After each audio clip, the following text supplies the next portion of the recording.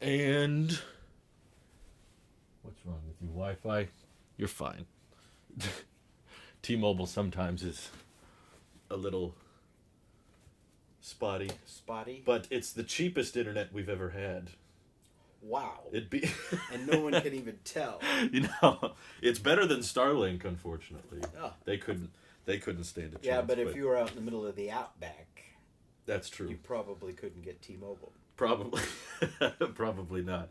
But welcome back to Tailosive Tech Live, everybody. We've got Dad back. I forget who was asking, but someone last week was wondering where you were. The rumors are true. He's back in town. We're just... Yeah, I'm just not where you were. Right. When I'm not where he is, I can't live stream very well. No, that makes it a but little I watch trickier. a lot of the live streams. I'm in the audience.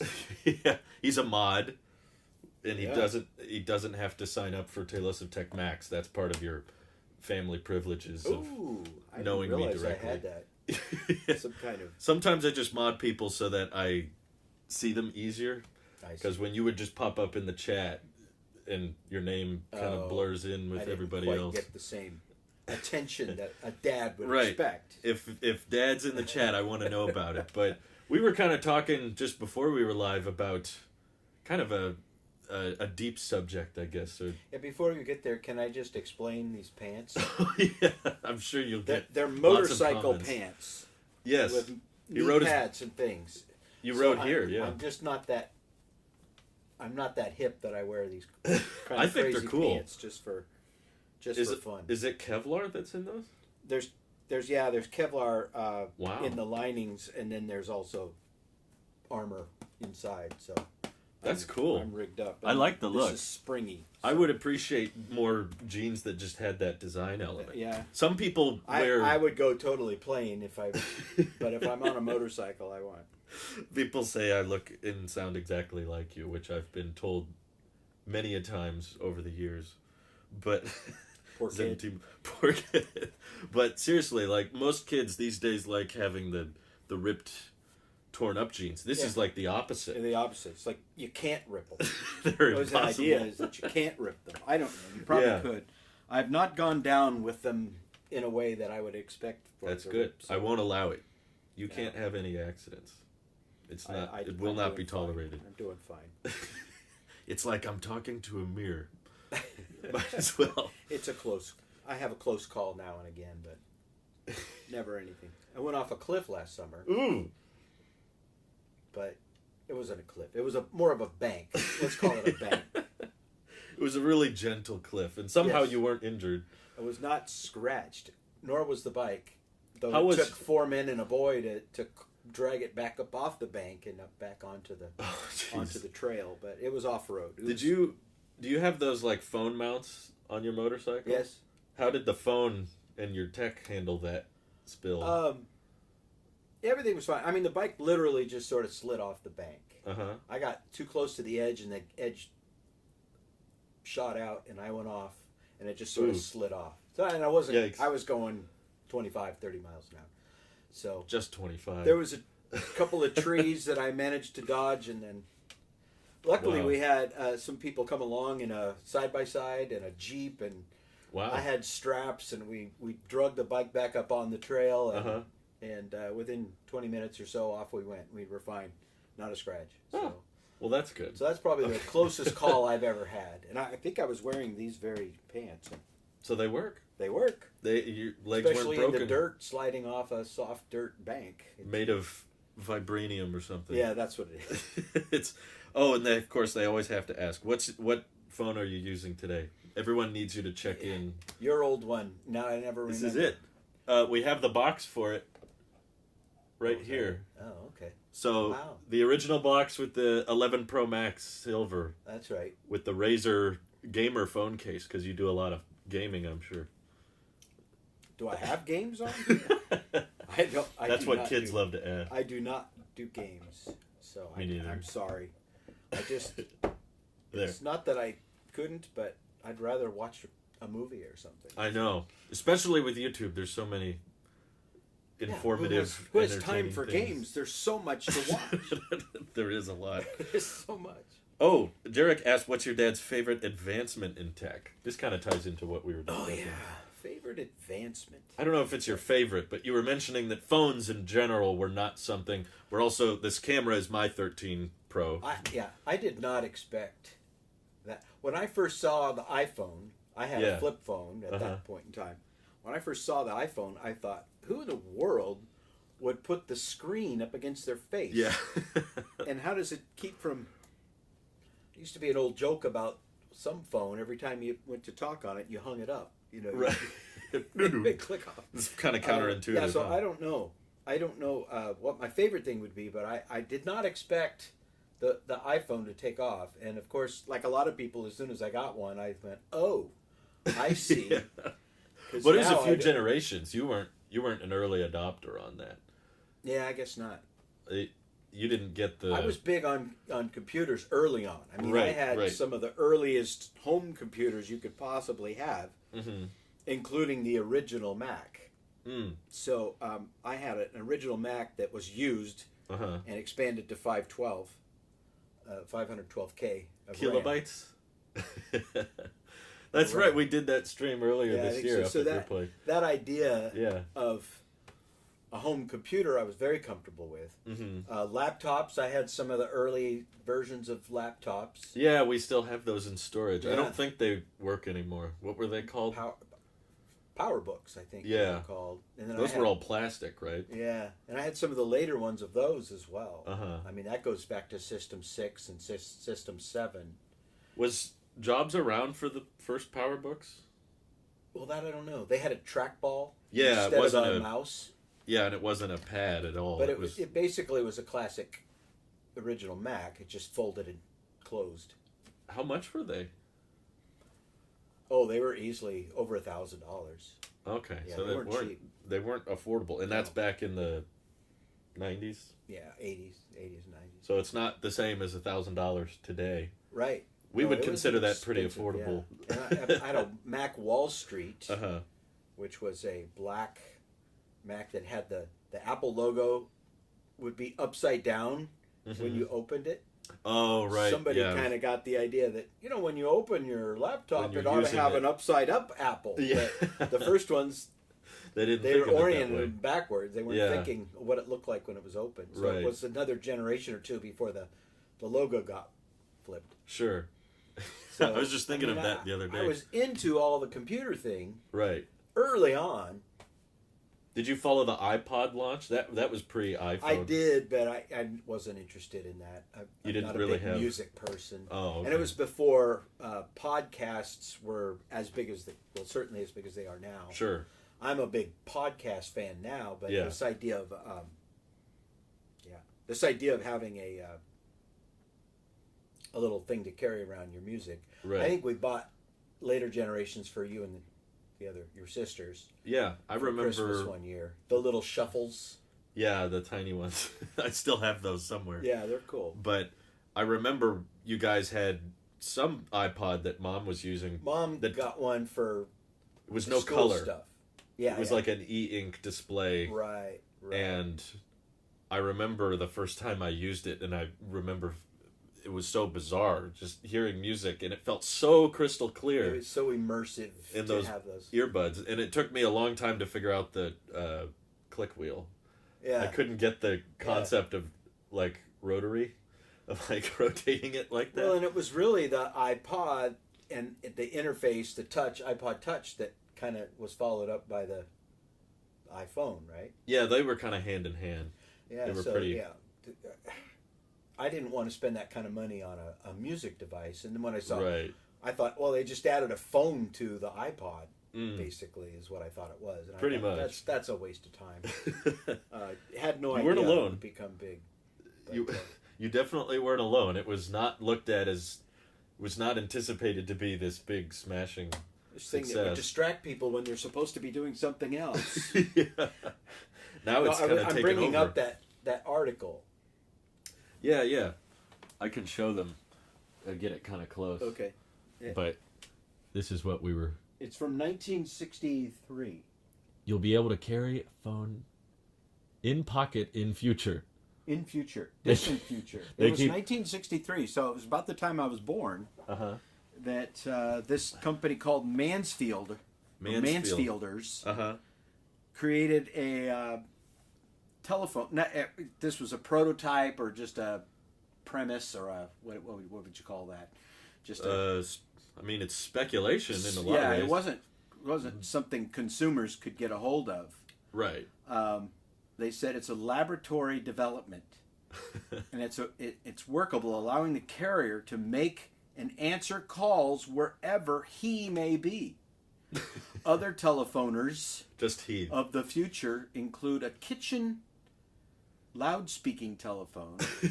1963, they predicted this. That's the Google Home Max. And a visual image telephone. Oh, and the hub. So the kitchen instrument can be used as a regular telephone, a loud speaking phone if the housewife happens to be busy preparing a meal. They made all the assumptions. Or as an intercom station for the home. He takes the phone call. She works with the kitchen speaker. The visual image telephone allows parties to converse by way of a microphone and loudspeaker, while a miniature television camera transmits the image. The TV phone also will have writer signature transmission system, which I think we decided might mean like texting. Transmission, so a writer signature transmission system, and a conversation tape recorder. I guess they thought they would have to have a tape. Right, you got to store that. Around. Yeah. It's got to be stored on something. The new phones are being displayed at the Home and Flower Show at the Coliseum. Home and Flower Tech Show. And this beautiful housewife displays her Mansfield phone. Steve Jobs was like 8 years old. Yeah. When they did that? Probably. He was like... And he read that. He said, people are idiots. He was only 8, and he already knew. When I make the iPhone. I'm surprised TV stole phone. My idea. TV phone sounds like a name that would have caught on, right? Like a television. It was a little later than 63. I don't know for sure the year, but the Jeffersons. Not the Jeffersons. Jetsons. Yeah. Jeffersons was a little later after them. No, the Jetsons. Excuse me, the Jetsons. Yeah, they had video phones. They had video phones on that show. They had this. That was predicted a long time. Oh yeah. Have you seen old paintings from the early 1900s? They had like a mirror, and the old style phone where you'd hold up one to your ear and one to the mouth. Yeah. They had that. The two cups that you'd hold up, basically. I don't remember what they're called, but they were talking to a different person on like a mirror looking. Oh sure. They had the concept was talked about for years of a video. At some point, we got to figure out we're working on screens. Yeah. We're working on imagery. We're working on sending audio back and forth. So they just made the connection that at some point in our life, we will figure out a way to transmit, not in our lifetime, but at some point in human history, we'll figure out how to transmit a live video signal. Well, Star Trek had, between starships, they could put it on screen. Put me on screen. But the biggest issue I had with that, I didn't watch the originals like you did, but in the new ones, and I'm sure they had an explanation, but they would be talking from like light years apart. Yeah. They could be really, really far away in different sections of the universe and having real-time communication. Star Trek used subspace communication. Faster than light waves with relay stations that I just can't wrap my brain around. I don't think anybody. They made up tech that didn't actually Thank God we exist. invented the blank, whatever. Yeah, you could be light years and light years away and have real time conversations through subspace. They always called it subspace. So there's like a dimension of reality that's beneath where you can. It's like wormholes. That's kind of the interstellar approach. It was many seasons into Star Trek before they explained why everyone, wherever they went in the universe, spoke English. Yeah, that's awfully convenient. They had the universal translator that they later. Oh, but I see. They referenced it very little, and no one really understood what it did. But eventually, they said, "Oh, it enables you to translate everything into English.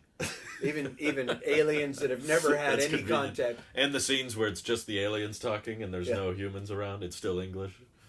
Well, the television works as a universal. Right, that's the universal. You'll have to use your imagination. Yeah.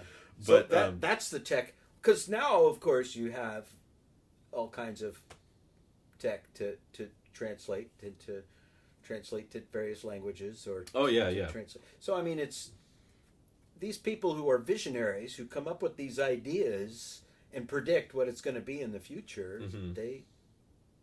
Maybe they have a hand in molding what kinds of inventions we do. Because what they do, whether or not they're right, is provide the possibilities of like, what if we could do this, or what if this was... There's a name for it.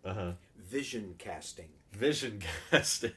They have a vision of the future, and they send it, they cast it out there, they broadcast that vision, and it shapes what actually happens. The engineers try to work towards that because they see a good payoff, not just financially, but also just for functionality. Right. Which in a lot of ways, I think vision casting is kind of what Steve Jobs was famous for. Right. He was not the techie guy that could work out the problems that it would require to solve to make the tech. He wasn't really an engineer, and he didn't really write that much code, but he was, this is how it needs to work, and he could assemble a team that could try to make it work. But I don't know how to do it, but there's somebody that does, and I'll pay him. You could connect the dots, which sometimes people in the streams ask, like, would I quit YouTube if Apple offered me a job or something? And I always said, I don't have any skills that they would find useful. I don't have anything of value to give to them. Steve Jobs seemed to have useful skills. You could do and I've said, that's the closest thing I could offer them is, if you need anyone in the Steve Jobs chair that just points at how things should work, I could do that. But I think there's 100 million people that could probably do that, where you just sit there and go, here's what I want. You figure it out. But I was like, I don't think they would ever offer that to me. But that's about the only possible use, because I don't write code. I'm not an engineer. But a lot of what my videos are, usually when people ask me what I do for a living, it's like, oh, I do tech videos. And they're like, oh, so tutorials, like you teach people how to use them. And I always go, no, it's not helpful. It's just vision casting. Well, communication skills are obviously becoming a big thing. The ability to capture the interest of thousands of people with your take on things, your opinion about the tech world or the EV world or these other things that you've pursued. I mean, that's a skill set. We would call those soft skills. Hard skills might be coding and soldering and assembling components to build computers and inventing things. But the soft skills, many people with the hard skills don't have the soft skills, and vice versa. So there's the yin and yang of contributing to society, the tech society especially. Yeah. Well, and that's what a lot of the videos have turned into for me, and it's kind of an interesting question when people, because we've connected with recently people or old teachers that I haven't talked to in years that don't even know this is a profession, and it's kind of like, so what kind of videos? And I'm like, how do exactly do we summarize? I guess a lot of it's news, but a lot of the time it's just, here's what I think could happen based on the news. Here's what doesn't sound right. Here's what can happen. And a lot of it is, like you said, vision casting of, like we talk about the iPhone a lot because I think that's the most relatable almost. There's over 1 billion active iPhones now. I don't know if you heard that. That's approaching the number of hamburgers served at McDonald's. And those would fit like 50 cents each in the 25 cents to start. Apple will put that on their headquarters. Billions and billions served. Shipped. Right. But what I've often talked about is like, I don't have the new iPhone anymore. I'm using last year's model, which was a big shift for the channel because they were used to me buying and reviewing the latest. Well, didn't you buy it and use it and send it back or something? Right. Okay. Yeah. Or we sell it depending on if there's a buyer for it. Right. We find a good home for it, basically. So you're up to speed on it. You know what it does. And I can tell you whether or not I think it's worth it based on my position. And that was the first one in a while that I was like, You're not gonna. I can't even justify it. Even if I sold this one to cover the price, would I spend the extra? Would I pay the $200 difference for these features? I don't think I would. Yeah. But people ask, like, what would convince you to upgrade your iPhone? And that usually involves a lot of vision casting. Of like, well, if they switched to a better port that had faster throughput, and we could get to a point where you can dock your phone with a big monitor, and now the phone starts to replace the Mac a bit. Like the chip in the phone gets so fast that now I can keep all of my work stuff right on in my pocket and just go to different monitors, dock, and then work on the big screen. I could say, okay, if you came up with a new use case, but if it's just slightly better, how I use a phone, you're not showing me something I need. Slightly better camera, slightly brighter display. That's why most people are not upgrading annually, because that's all it is. It's just slight iteration, and they go, I'm just gonna keep using my phone the same way. Yeah. It's just a little newer looking. Yeah, I guess there's always that shiny new factor that people go in for. They want the latest, greatest. And you're right. If it doesn't add value to my life and what I use a phone for, if they can't, I'm not ready to upgrade. Right. And I think the big difference that it's obviously a spectrum. It's not like so black and white, but a lot of the time in the tech community we consider it, techies versus average consumers.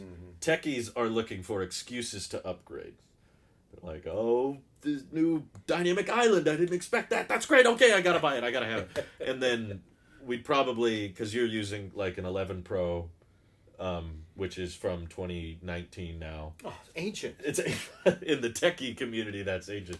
But shake the dust off of it. Yeah, there's a lot of people that would say, like, you need something to go horribly wrong with that phone to consider upgrading.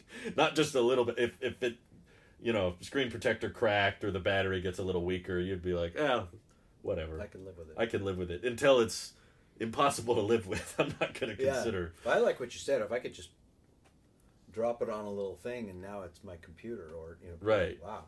They're not doing that now. That aspect, still what blows me away the most, because I was in teaching for many years, 30 years as an elementary school teacher, and it was during the time that technology was moving into the classroom.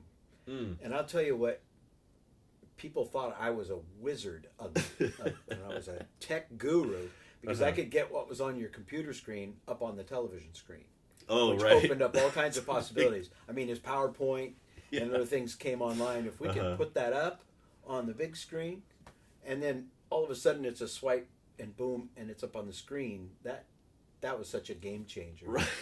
I didn't know what to do. It's like I no longer ran around the school and helped people run wires up and rig that up replaced all that. The big meme that I always see is like people say, changes TV HDMI input to 1 to 2, and then what grandma sees, and it's this big.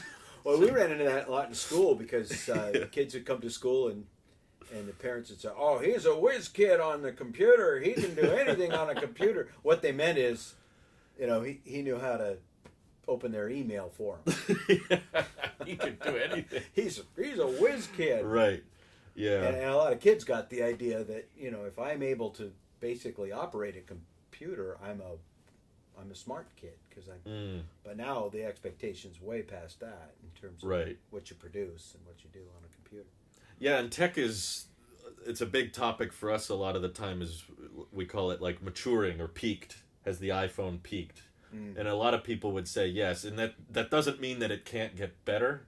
It just means that every possible use case we've come up with, we're at the refining point, not the innovative, radical, disruptive innovations that it was in the beginning. It's just a lot of year over year slight improvements, but what I've tried to say in a lot of my videos and streams is like, that's not necessarily a bad thing. That doesn't mean you need to go crazy with it, like foldables, where we start folding the phone in half. And have you seen those? Oh yeah. I just don't get it. We have that in common.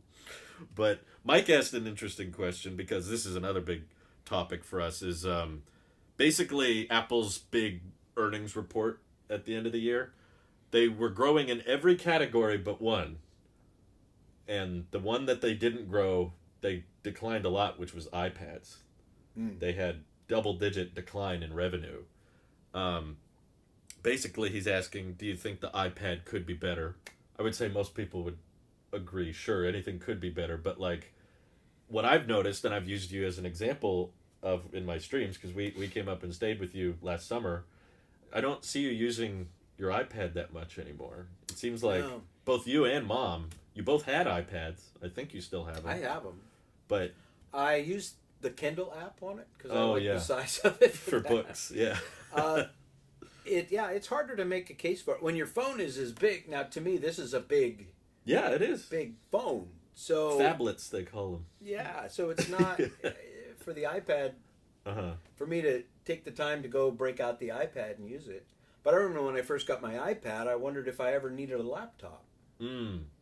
That's right. And we both got them. In the schools, we had to make the decision because our school was a little ahead of the game. It's like right now, just about every school is 1-to-1 ratio technology to kid. Yeah. Mostly Chromebooks have really dominated, I think, in that space.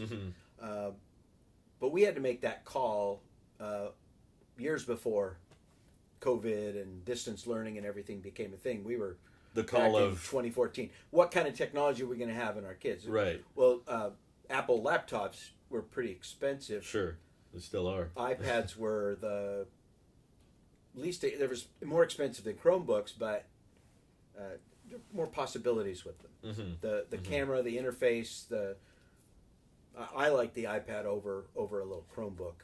Yeah. In terms of what I can do with it with kids. And so as a tool, you could see its value, but now that you've retired, right? I don't find myself using that as much. I mean, we use them for robotics. They were really nice for that. Now you can do it on a Chromebook, but it's just not as slick, right, of an interface with most of the robotic systems we used. And I think you guys both have. I remember the day I bought my first iPad, you bought the same model. Remember that trip we took to the Apple store? I guess so. We both got iPad. It was the first generation iPad Air.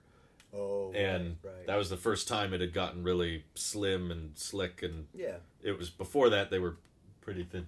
That was your original box. Yeah, we got the original one. Here's the Air over there. I guess they can't see that, but you guys have seen that background before. But that's probably your box or mine from the original, but I don't think you ever upgraded that. I don't think. No, I think I still have it. Yeah, I had other iPads because of the school. Oh yeah, that were issued to me. And but the first time, like I was using my phone as my camera, and then I was shooting it over to the iPad and editing the video on that. Right. That felt really slick, and the AirDrop between the phone and the iPad, that was slick. Right. But the computers came along, and for me now, it's more about I have this phone on me all the time. I keep the phone near me for whatever reason, but iPad is not as mobile, right? So it's resting somewhere.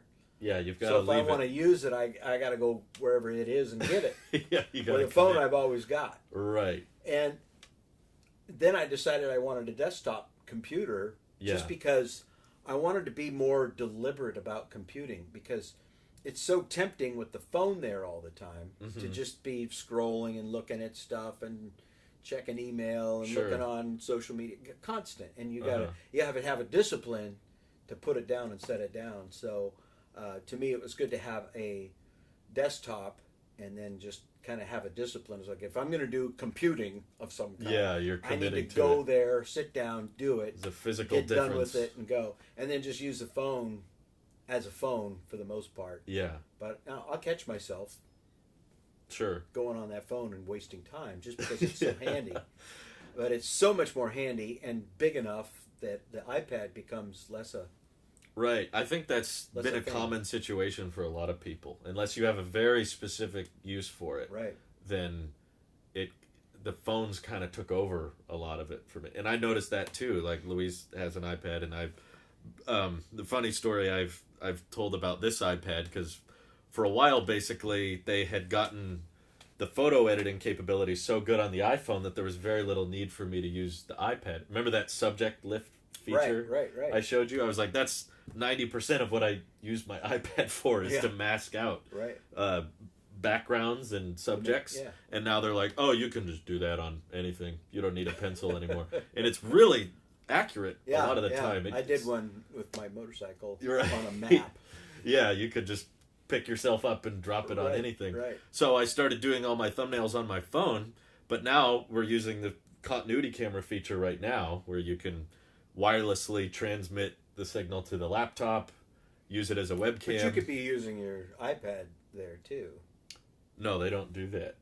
Oh, really? Yeah, so this is another issue I've had is a couple of years ago they split iOS, at least branding wise, to iOS to iPadOS, and people went, oh, this is great. This means iPadOS is going to become its own thing and become better. And what it turned into was now we can put a bunch of things on iOS that we don't have to put on the iPad because it's a separate thing. And they wonder why the iPad has double-digit decline. Yeah. Yeah, they're making it less useful. Yeah, basically the big change in the last iPadOS update was the weather app. It didn't have a weather app for the first 11 years. Wow. And then they added a bunch of things, but you had to buy the new iPad. So if you're like me, you go, oh, well, I got my phone. Yeah. One more reason. There's still no calculator app. Yeah, that's weird. The Mac has it. The watch has it. The phone has it. It's almost like the iPad's this snooty, oh, please, I am no calculator.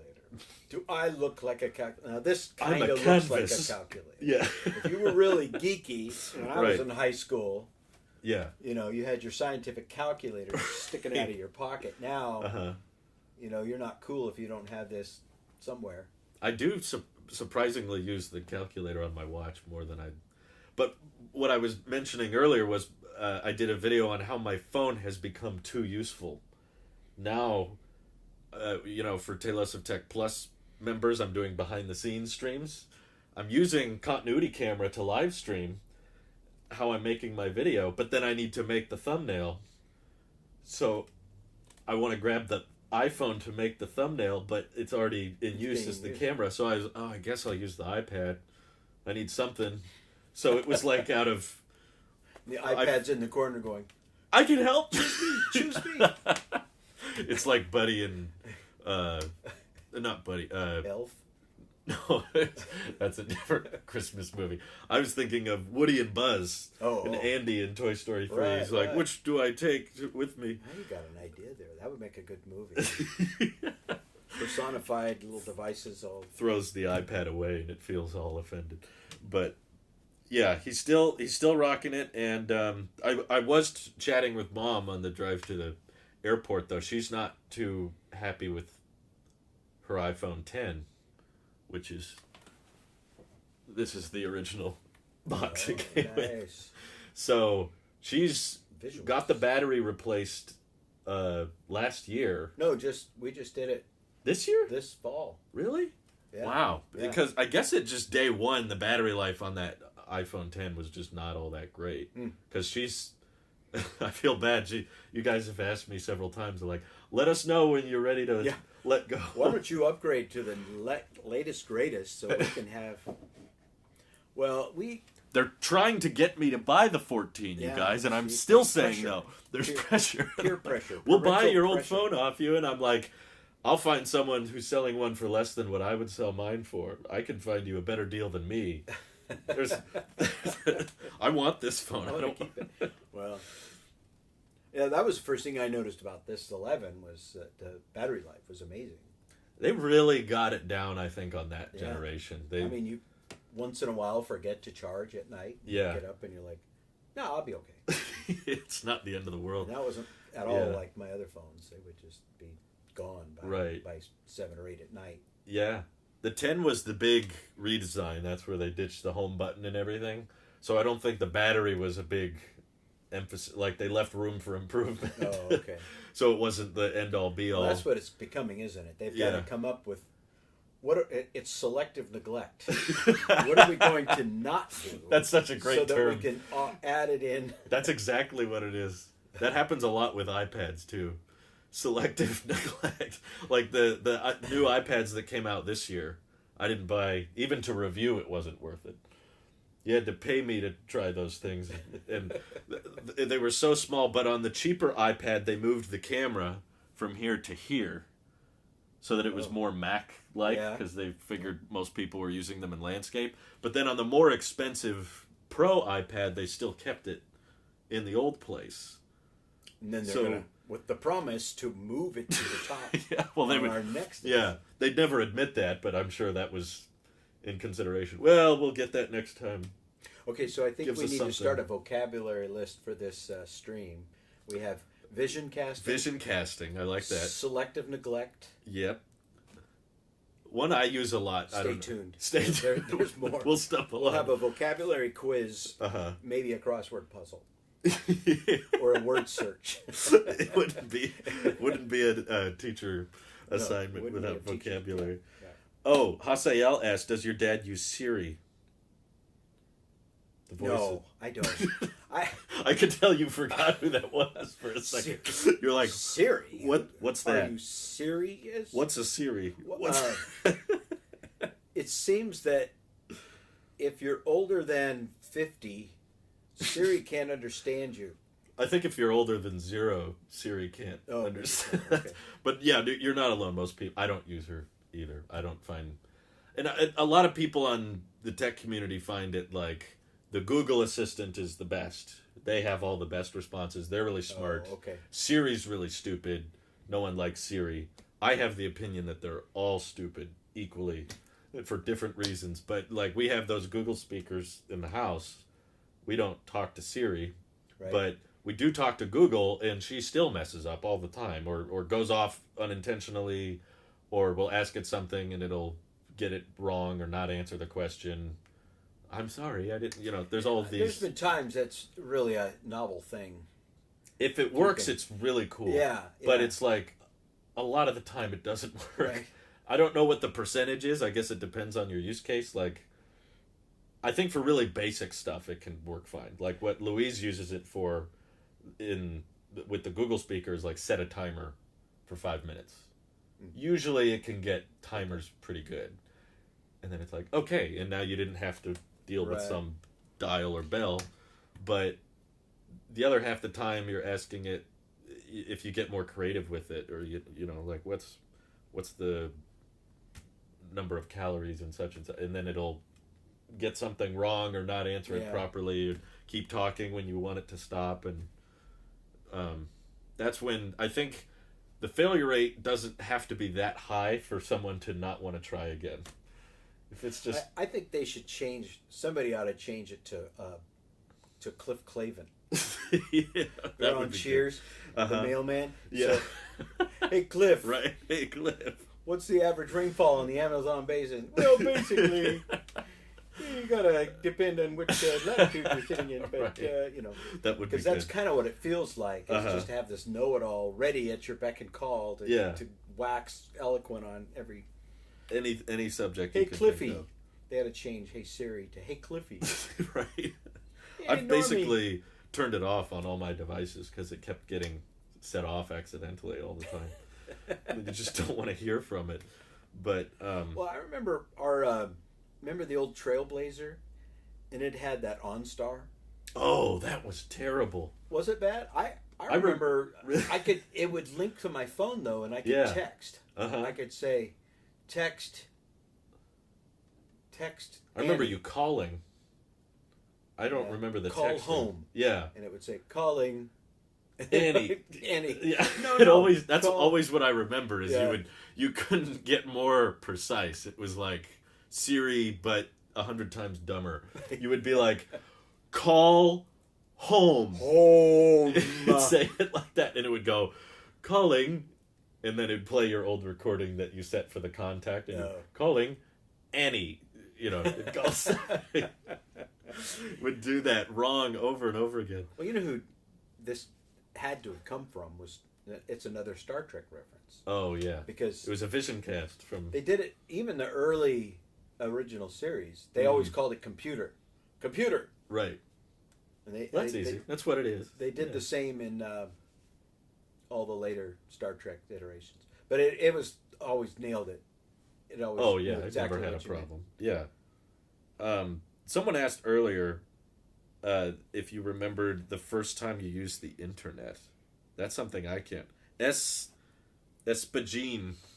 I don't remember the first time I used it. Well, there was an internet and there was World Wide Web. Oh, those were two different. And they were, well, I don't know how distinctly different they were, but like going to college, you could go in the library and access the internet for like research articles and things like that. So you were on a network of sorts, and you were connected to I think other libraries mostly, but it wasn't like a search engine. Right. You didn't type in keywords and get a bunch of links, right? And my brother, who worked for IBM and some other companies back in the mid '70s, they could telecommute at times, and he had like a modem that was like. A modem was like a way to link the computer through the telephone lines, but it was one of those big hand receivers with the speaker here and the earphone here, and you lay it on top of that. So, like if you've watched War Games, I think they used that big clunky thing you put on there, and it was real slow. And it was very text based. Yeah. But if I'm right, I think World Wide Web was coming up as I was teaching early in my teaching, and that had more of a. There were more graphical interfaces. There was more images. People were posting pictures. There was HTML. There were people putting up web pages. People were starting to launch, personal web pages. Then there was like MySpace. It was called. Which was kind of early social media. That should be making a comeback now. Yeah, really. So I mean, so probably in the. Late 80s, early 90s, we were seeing that, definitely computers could be linked via phone lines. So it's not a concrete, we're not sure what definition they may have meant by first time to use internet was completely all text. Yeah. There was no media. Pictures. Well, I had a friend who had moved out of the area, but we were both kind of into tech, and he got a digital camera. And he goes, I'll send you a picture. Yeah. Okay. You remember that? And yeah, I had dial-up. Okay. And he took pictures. He took a picture of this stupid. It was a picture of a fish, which neither of us are into fish. It was just here's a picture. It was a fish, and he sent it to me, and I thought, oh, this is cool. And it took like a whole evening to download, and I kept coming in checking, and I'd see the image kind of coming up. Would it do like one line at a time? Yeah, something like that. It was just really slow. I think it was a little higher resolution than we were ready for. Sends the first fish pic across the internet, and then you were like, pathetic. That's what I sent him an email back. I said, thanks for this, fish. What a way to spend a Saturday evening, downloading a fish picture. That's great. So that's Wonderful. When we knew we'd arrived, and we were starting to send fish pictures back and forth. But no, we were getting into, there were organizations trying to figure out, okay, how are we going to use this World Wide Web in schools in a way that's useful? And so I was a part of a group of people that wrote lesson plans that involved using the internet. Oh, interesting. And so I did a rainforest one. I did a couple of ones. I participated in a few where you had like a subject you would bring up and some questions and some guidelines for how you would go looking for that information, surfing the web. How to use internet. Right. Internet. Use internet to use the World Wide Web. Right. And so that was. So we early on started getting kids doing that. You remember what search engine you first used? Was it Google or Yahoo? Well, because I was with kids, Yahoo became the thing, and they have something called Yahooligans, which was for kids. Yahooligans for kids, and That's great. It was supposedly semi-filtered. So that the kids would not get too far off. But I used to train kids. If you come into some images or things that you're not supposed to be in. Yeah. I want you to stand up, or turn off the monitor, or stand up, cover the monitor, drop say, and roll. Mr. E, I'm lost. Yeah. Or Mr. E, I got lost. I drove my browser. We used to call it. It's like this is your car. And you're driving out on the road. And if you drive somewhere you're not supposed to be, you're lost. And rather than tap your neighbor and go, look what I found. Did that ever happen? Oh, sure. Oh, yeah. Well, I mean, kids. I'm working with younger kids. They come You did across it for me once. Greek statues, right? Oh. Naked Greek statues to them is pornography. They're just laughing and carrying on over that. So. I remember finding a website with, it wasn't that kind of stuff, but it was language that I didn't realize was foul yet. Oh. I don't know if you remember that, but there was some... You'd open Pandora's box. Remember my Hummer phase growing up?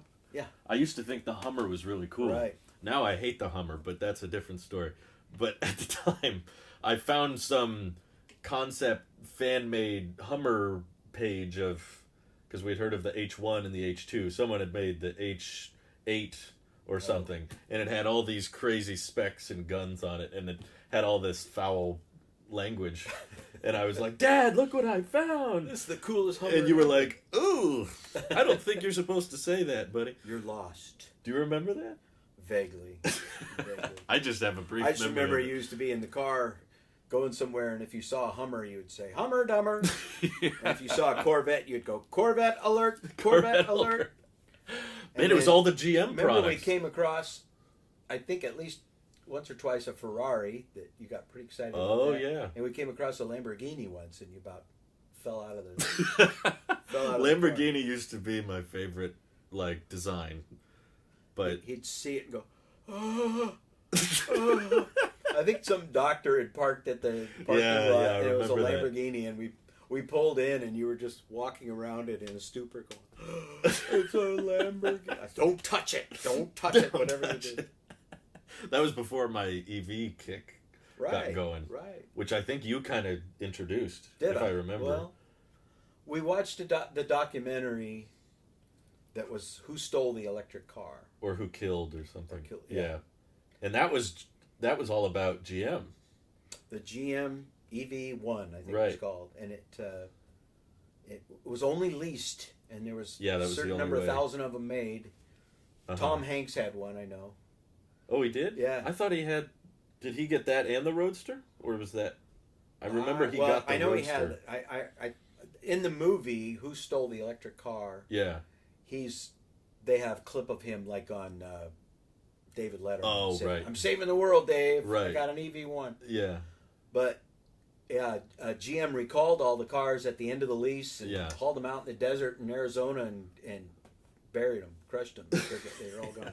And that's what probably wasn't, but I'm gonna say that's what made me lose respect for the Hummer and the Corvette. Carbon emission vehicles.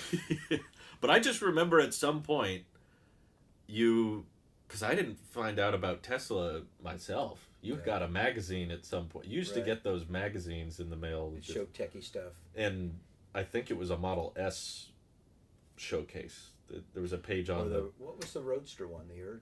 Yeah, that was the original, just the two-seater. But well, you remember we used to watch that other TV show called Leverage? Yeah. And it was like the first episode. Yeah. They do their little scam. Yeah. Save the day, but they all make millions of dollars, and the lead guy on the Leverage show buys a Tesla Roadster. Oh, really? And drives out, and everybody's like, "Whoa, what's that?" It's a Tesla. I didn't know that. Yeah, that makes me really want to go back and watch that. I think it's the first episode of Leverage with Tim. I can't think of the actor's name. I know who you mean, but yeah, Timothy Hutton. Hutton, who you met once, right? I met him on a bus in Santa Cruz. I did. An unconsensual. He didn't know you were going to be there. The man from Chips. I didn't know he was going to be there. Yeah.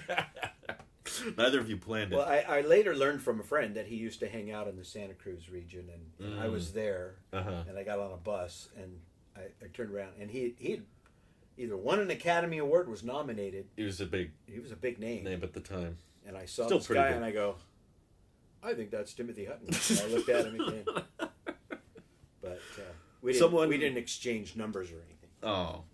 Well, maybe next time. Yeah. Someone was asking what the brand is of your pants. We were talking about them earlier, but I don't know if we could tell you, but I'd have to take them off. I'm not willing to do that. It's not that kind of stream. There's several brands.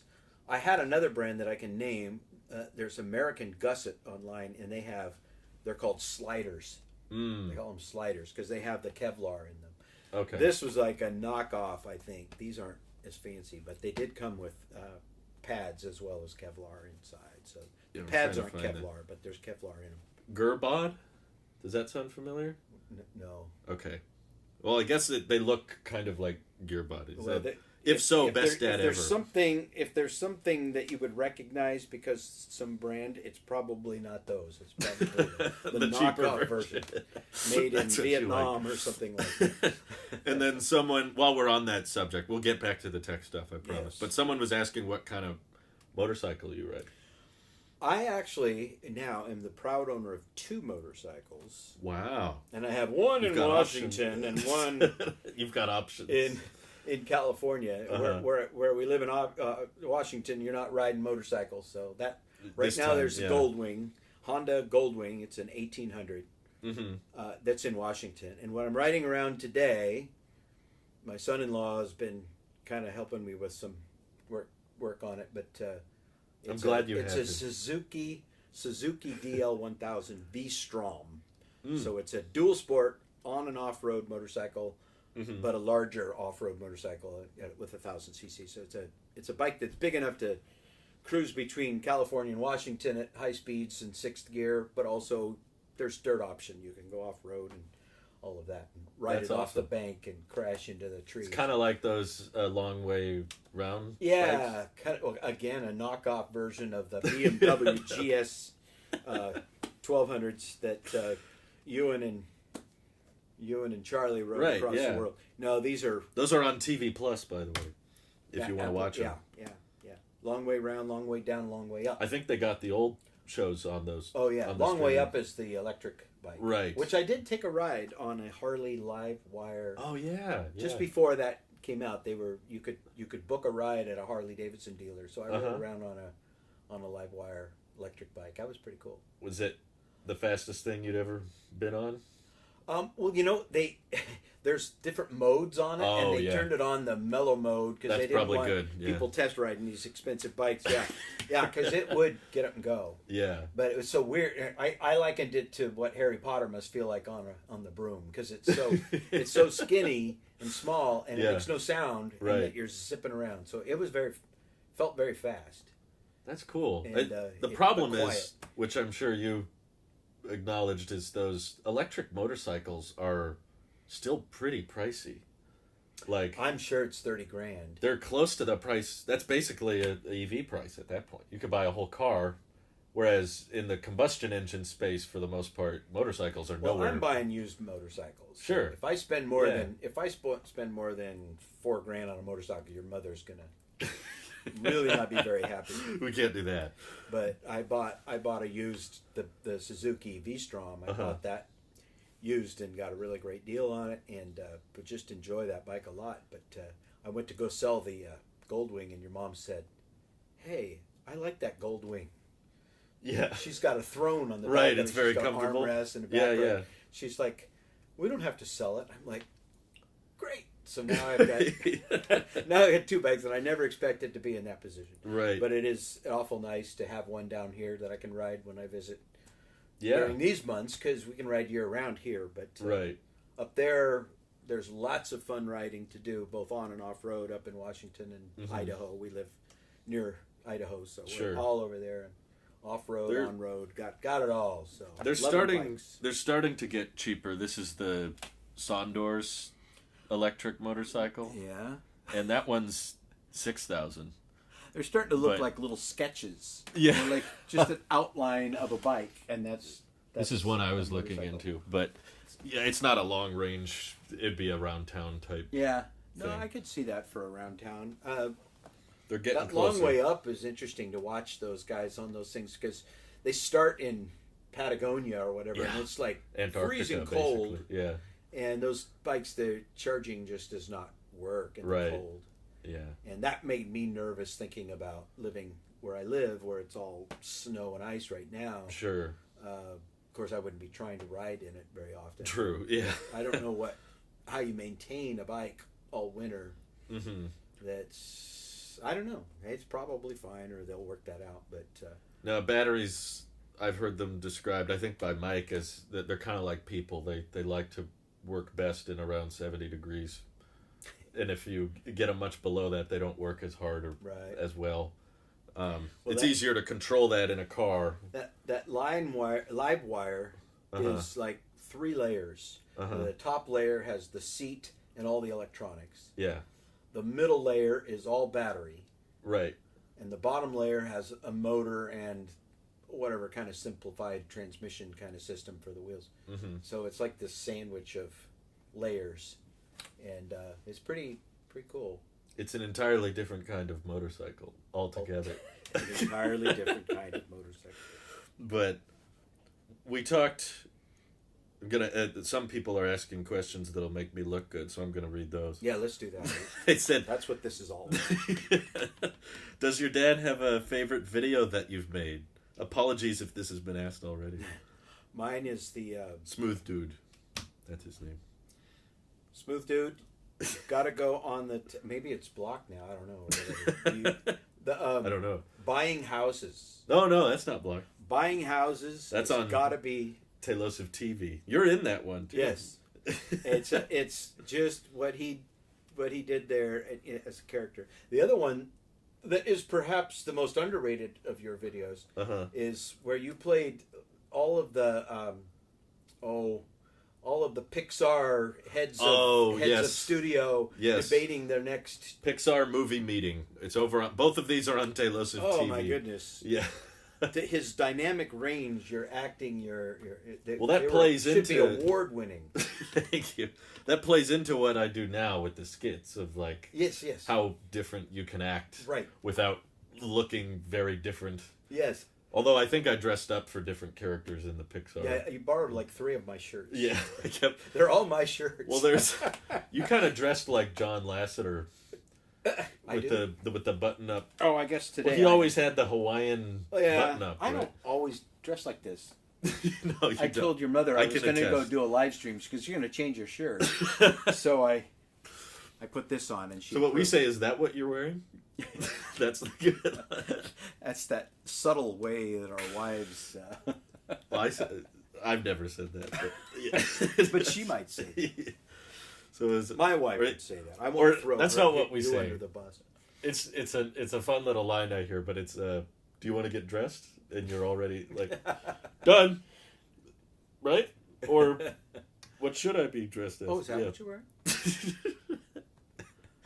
Did Abe Lincoln ever tell a lie? Remember that commercial where his wife asks, "Do I look a little fat in this?" And he's like, she storms out. I don't remember what. I don't even remember what brand that was for. But it doesn't matter. It's good.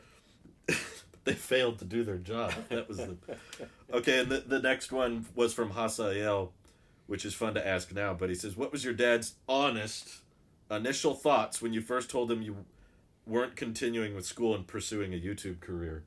Oh, I think we've had this conversation a number of times. But I should preface, I didn't tell you I was doing that. I was suggesting the idea. It wasn't like, it was a Dad, dialogue. I have decided. It wasn't like I put my foot down on it. The short version of my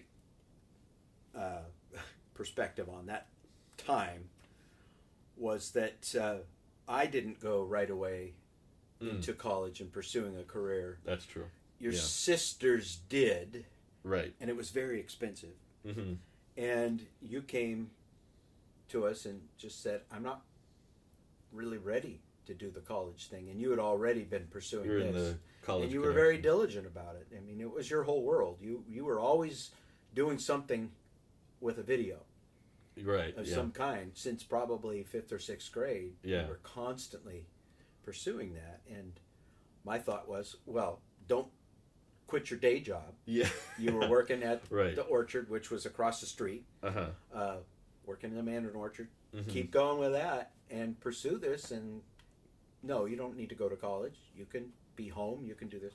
And I think we said, okay, let's put some of your money every month in trust. Yes, right. So that we're not just spending everything on every dollar you made, you would spend it on another camera, another computer laptop, system, yeah. another. So, I need to be stopped. Let's pretend you have. Let's pretend you're paying rent, basically. Yeah. But we were saving that money. Correct. Every month for you, mm-hmm.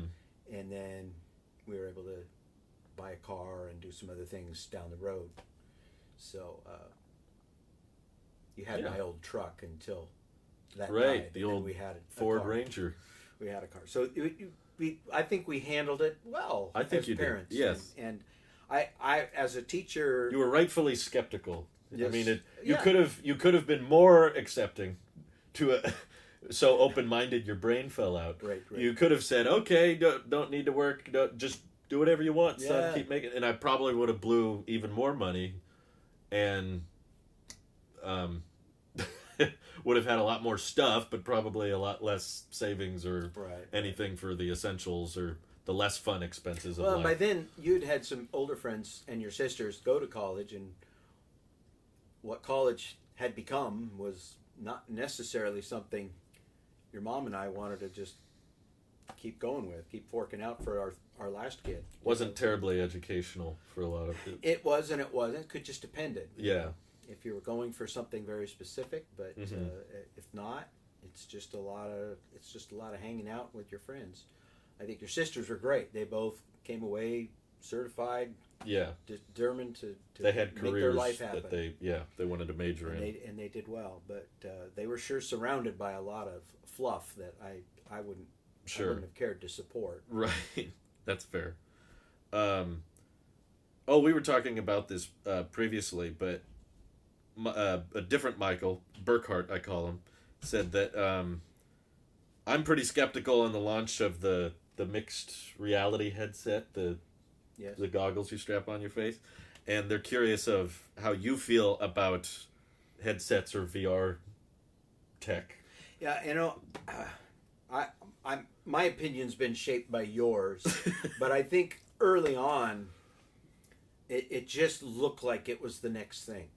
It was the most immersive way to interact with a computer, and it was gonna be the next big thing. Weren't there early versions of it? Yeah, virtual reality.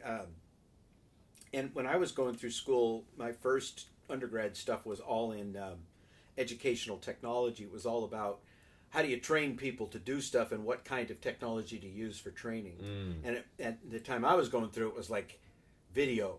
Right. How do you, if you go to work at McDonald's, if I show you a video about how to make a Big Mac, are you going to be able to make a Big Mac when you finish watching that video? Yeah. And the research showed not really. That the visual wasn't enough. And so what they were waiting for is the next level technology. Could you make a Big Mac if you were wearing a visor and a glove that interacted? Could you make this Big Mac? And would that tactile visual response stuff lodge in your brain so we could take that off and go make a real Big Mac? Mm-hmm. Would that happen? Or, and then in TV shows and things, they showed, futurist views of things where people were trained in simulators. The holodeck, right? Yeah. It's kind of a simulations of various kinds, especially with flight training. In fact, your grandpa, my dad, used to sell curriculum where you'd have like a little mock-up of a cockpit with the control dials and all that. Yeah. And you would go through procedures, when you're not flying at 2,000 feet and doing it wrong might kill you. You're sitting at a desk and you're doing that. And then they'd put a hood on. So everybody was like, put a hood on so that you're forced to just look at the dials and the controls and the you're flying based on what all the devices are telling you you're doing. You're following on that. Reading the instruments. Instrument flying. So people are thinking, well, the next level is the whole headset, headset and all that. So, and this idea has been creeping up since forever. The technology started catching up in the '80s, I think, where you could see your hand virtually through the hood, and you could do things, but the tactile response and things is just never really sorted out. Right. But now, the idea of the gaming where you put this on and it's more hilarious for everybody watching, whoever's wearing the hood, to watch them freaking out. That part is always what I was convinced Apple wouldn't go for it with. Because Apple doesn't... Who wants to be the guy that's in the middle of the room freaking out? I always laugh when I see it used to be Facebook, now it's Meta. But Meta they bought Oculus that did the VR headsets. Oh, okay. And now they have these Meta headsets. And whenever I see the pictures of people using them, it always just makes me laugh. Mm-hmm. It just looks so silly. But, we used to think the screen on the ear was silly. But that's what's kind of fun for me, talking with you about different technologies you've seen come and go and not really catch on. Right. And what we like to talk about in the streams a lot of the time is people love to reference the iPhone. And if I had a nickel every time someone said that this will be the future because people doubted the first iPhone, I would have a substantial number of nickels. I don't know. But it would be... Don't you get a nickel for everybody who turns That's true, I do. Yeah. How's that working out? Google's given me all kinds of nickels. A nickel for every time. There's not enough, in my opinion, in the tech community... skepticism on this isn't going to work out. This isn't going to pay off. I think it gets really easy to be like, that's the future, this is where it's headed, and it's going to blow up. And whether, for my channel, it's been VR, foldables, and for EV, a lot of the time it's robo-taxis. I don't remember when, but you talked about there being some self-driving car competition. Yeah, they used to do it in the desert. I think outside of Las Vegas, they had a huge competition, and everybody's emphasis had always been on cameras and the tech for it to find. And it was like, can you get this car from point A to point B? And so universities would enter cars in these competitions to win. And the first few years, if they got 1 mile through the 20-mile course or whatever it was, people just thought, oh wow, you're making gains. Yeah.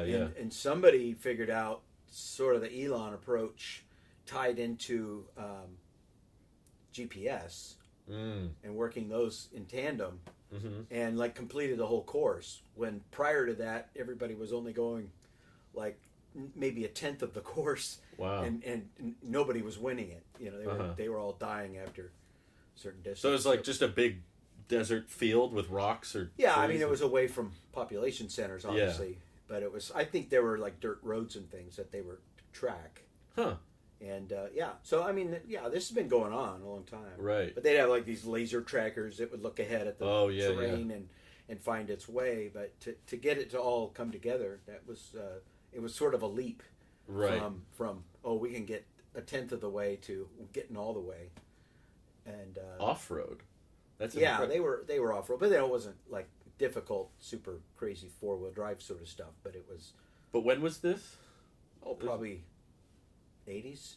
It's just cool to think 90s. That there was, at least in some form, self-driving cars going great distances in the 80s, and they had came up with an algorithm to fine-tune it with, and we're still on that. It's getting closer. Yeah. I tend to be more of the pessimist of... Well, I mean...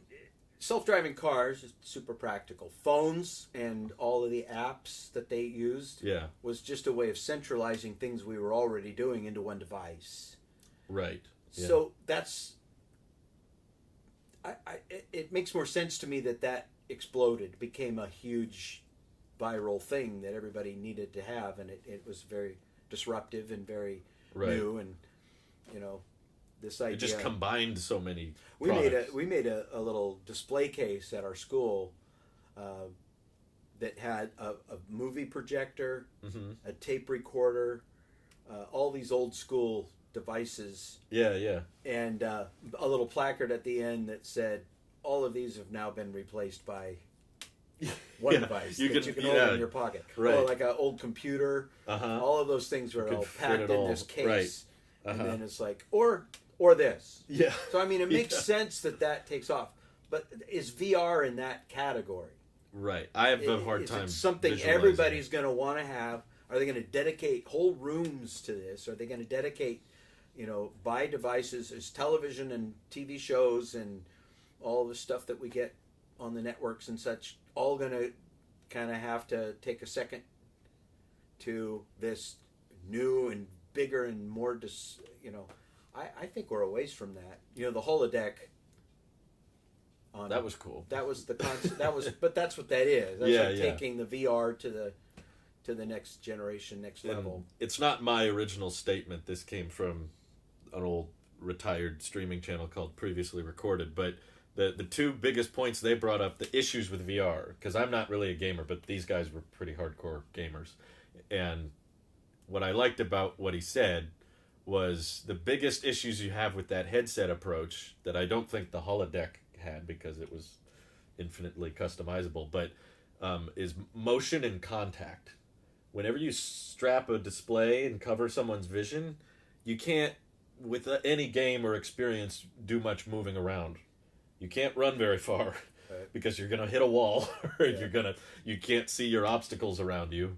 You can try to bake that in where they have cameras on the outside and they're like, oh, careful. But again, it's a lot of games you run like miles or climb walls and stuff. You're not going to do that with a VR experience easily. You're going to have to replace it with just a joystick. In which case, how immersive is it if moving my thumb forward moves my whole... Right. It kind of kills the immersion factor. And the other big issue is contact. So if I grab something, my hand doesn't stop. Don't they have some of them? They have like a little inflated pad in there that right, I've seen those. To the touch. But those can only go so far, and it adds to the cost, and it makes it harder to set up. So people have come up with, the omnidirectional treadmills, where they strap you in by the waist. Have you seen those? Well, no. I always thought the hamster ball. Oh, yeah. Would be like a big track ball. And you'd get in there. Right. But then at some point it becomes not something everybody's going to have. Yeah, this becomes so expensive and complicated to set up. And it requires so much space in your house. You got to designate a room. Think of how computers got more popular with the masses. How little space that takes up. It's got to be in my pocket or I'm not interested. I think it comes from the tech community's obsession for new, innovative tech. There would be a market. Yeah. And indeed there is. It's not zero. Yeah. But I wonder what has to happen for it to become something everybody...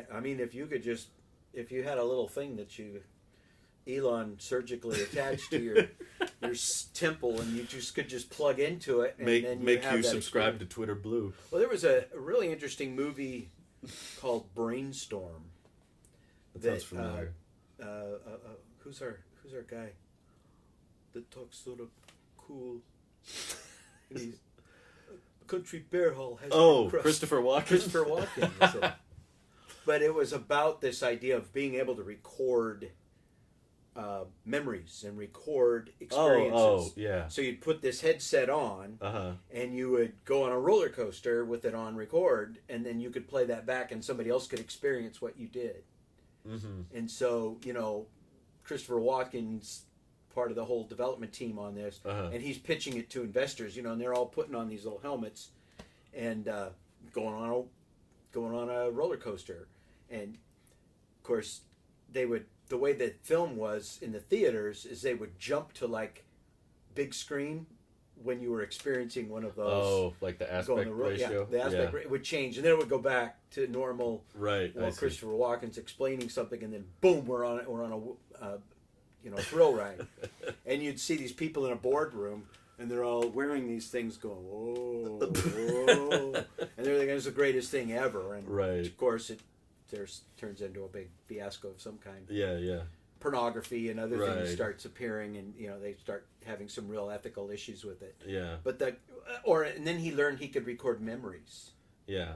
And that became an interesting thing. It's like you could watch someone else's memories of something. Yeah. He wins back his estranged wife by recording all the memories of their happy days. Oh man, this sounds like Black Mirror. And then put it back. Yeah, I bet Black Mirror was inspired by. Yeah, but when VR started rolling out, yeah, when it did, people were saying it's Brainstorm. It's Brainstorm. It's that movie Brainstorm. Yeah, right. So go look for that on YouTube.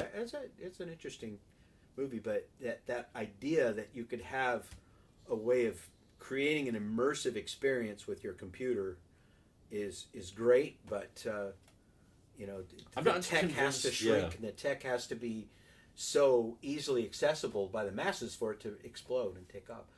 I'm just not convinced it's as immersive as it sounds from my limited experience with VR headsets. I've tried several from friends and played little games with them and stuff, but I never felt like I wasn't wearing like goggles. Yeah. Like I compare it to swim goggles because it doesn't go beyond your peripherals, and you feel like you've got this big thing pulling down on your hair. Well, again, what's fun about it is to watch somebody else doing it. Yeah, it looks silly. Yeah. So it's great living room or party stuff. Right. It's great at a party. Oh, let me try. Yeah. Woo, but is it something like, well, for better or worse, think how much time we're spending with this tech.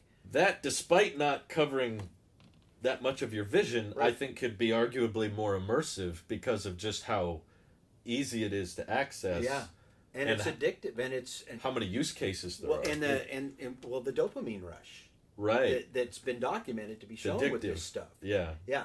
Are they creating that kind of an experience with this? Maybe they are, but is it accessible to the masses? Right. I don't know. From anyone who I've seen extended use of it, they typically, I gotta take a break. Well, it's bad enough to look at your kid or your wife or your loved one, stuck on their phone.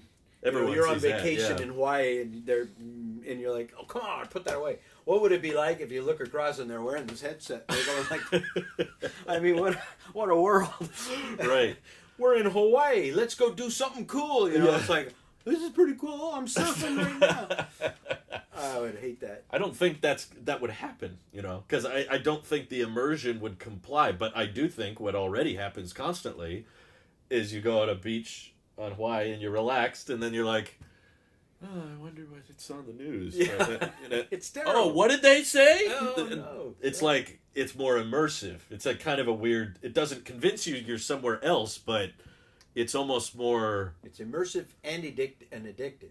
Yeah. It may not be immersive in the physical way. The phone doesn't make you feel like you're somewhere else, but it does make you care about things very far away. Right. That may not carry you correlate. Off into places. It's like spiritually immersive in a way. Ooh. Is that another vocabulary word for our crossword puzzle? Continue the vocabulary. Spiritually immersive. Yeah. Well, thank you, Wyatt Hall, for the support. He said, this is for Father Erickson's Tesla fund. Oh, yeah. We're going to start. That's what I need. You drove a Tesla for the first time this year, I think. Yeah. Was that I think so. That last summer? I rode summer? the live wire first. Oh, yeah. Your mom's like, yeah, that would be something we'd look at, but we're really big on not having a lot of debt. No, so I'm with you. For stuff, and I wouldn't recommend you guys get a Tesla, to be honest. Yeah. Where we live, do you think that's... As long as you're not road tripping, I think a Chevy Bolt would be really capable. Those have a lot of range. It's not a range difference between my car. It's like 250 miles. Right. And in the winter, I'm sure that goes down a bit, but you're probably not driving hundreds of miles in the winter. No.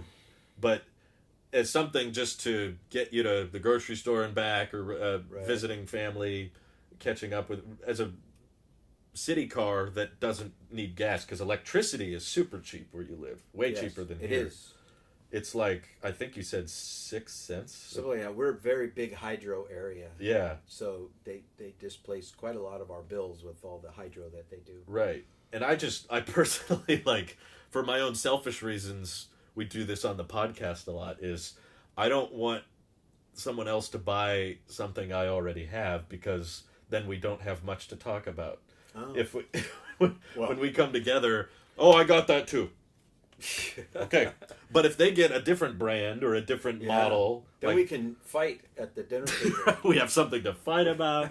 We have something to compare. Fanboys. We have shirts. I can send you Bolt shirts. Right. Well, I just really want to... There's a lot of EVs that I want to know someone who owns one. Oh, okay. I don't need to own... Like the Rivian, for example. Yeah. I really want to know someone with a Rivian. I don't need a Rivian. I want to know how the pancakes taste off the Rivian grill. Doesn't it have a little griddle?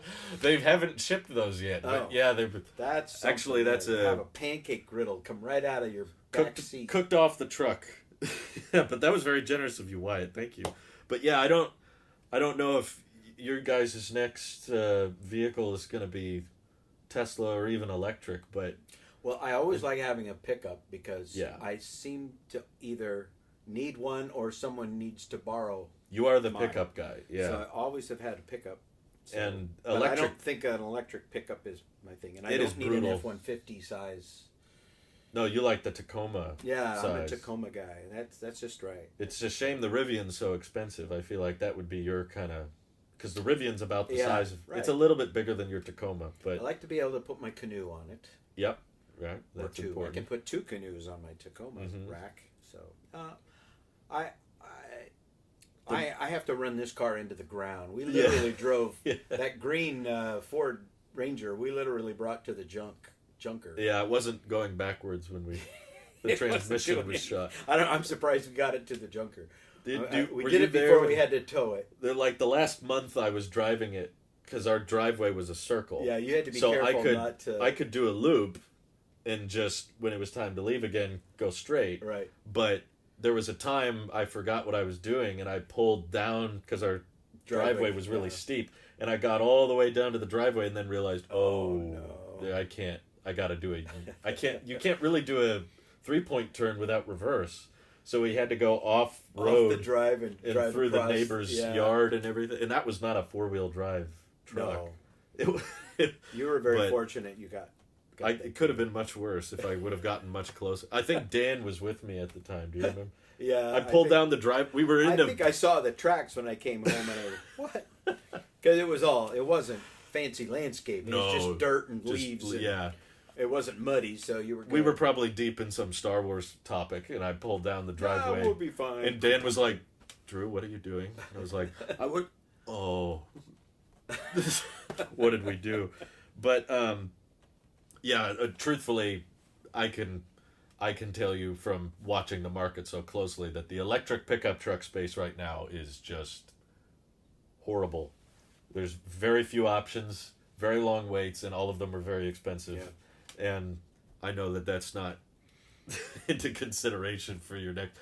I think like with a Toyota Tacoma, you could buy one about 5-6 years old and drive it another 10 years. Yeah, you've had that for a while already. Yeah, I remember when you got it. Years, so it's not had any huge issues. Nope. You've had, I think the HVAC one time needed to be serviced, but that was about it. But for like Mom's kind of car, she's still driving that little Hyundai. Yeah. If you're not hauling canoes or bikes or what have you, I think you might save some gas that way because of how cheap your electricity would be. Right.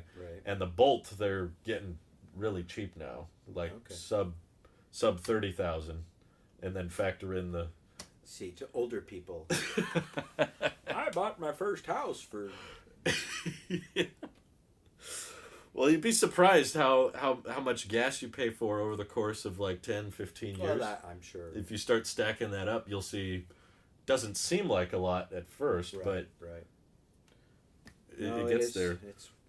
And as more vehicles come out, I'm sure prices will... I'm hoping so. I think the problem is the demand is so high and the supply is so low. Right. So that's driven all the prices like crazy. But once I'm okay with there being demand problems. I find the EV market a lot more interesting when they have to convince us to buy them. Yeah. Not say, you're going to buy it no matter what we do, so we're going to get rid of things or we're going to raise prices and you can't do anything about it because we know you need it and you're going to buy it anyway. Well, isn't California in the next, how many years? Is it 2030 that... 35, I think. But it's new cars. New, yeah. So if by 2035 we don't have all decent EV options for all new cars, I'll be pretty disappointed if there's a market that still makes sense for gas for a new vehicle. Yeah. Like most new gas cars these days are still 30, 40. Right. No, they're not any cheaper. Even on the low end. But yeah, you'll still be able to buy and sell your used gas cars. It's not like the gas stations all just shut it down. I think they are pretty soon, though, banning gas yard equipment. Like lawnmowers and weed eaters. That must be stuff. a California thing. Yeah, I'm sure. Can't have those lawnmowers. I'm sure that'll reduce a lot of emissions. All the lawnmowers, if we convince those. Well, it depends on what regime is in power in the next 10, 15 years too. Things kind of go back and forth. You notice that Real ID was such a big deal, and they pushed it back so many times. Yeah. I was just in the airport yesterday. It's like, Real ID, new deadline, blah, blah, blah. I got mine in 2020. Yeah, I got mine a couple of years ago, and it's like, now it's... And they keep pushed it back. Such a big push. You're not going to be able to travel. You won't be able to buy or sell without the name of the mark of the beast on your forehead. I think that would be a good Back to the Future gag or something if it's like 2080 and it says Real ID mandated for 2081. Yeah. They're still pushing it back. Oh, that's so funny. Someone asked what your thoughts on, I don't know if you followed Elon buying Twitter. I've been hearing others comment about it, so I'm not an expert. Okay. I like the premise.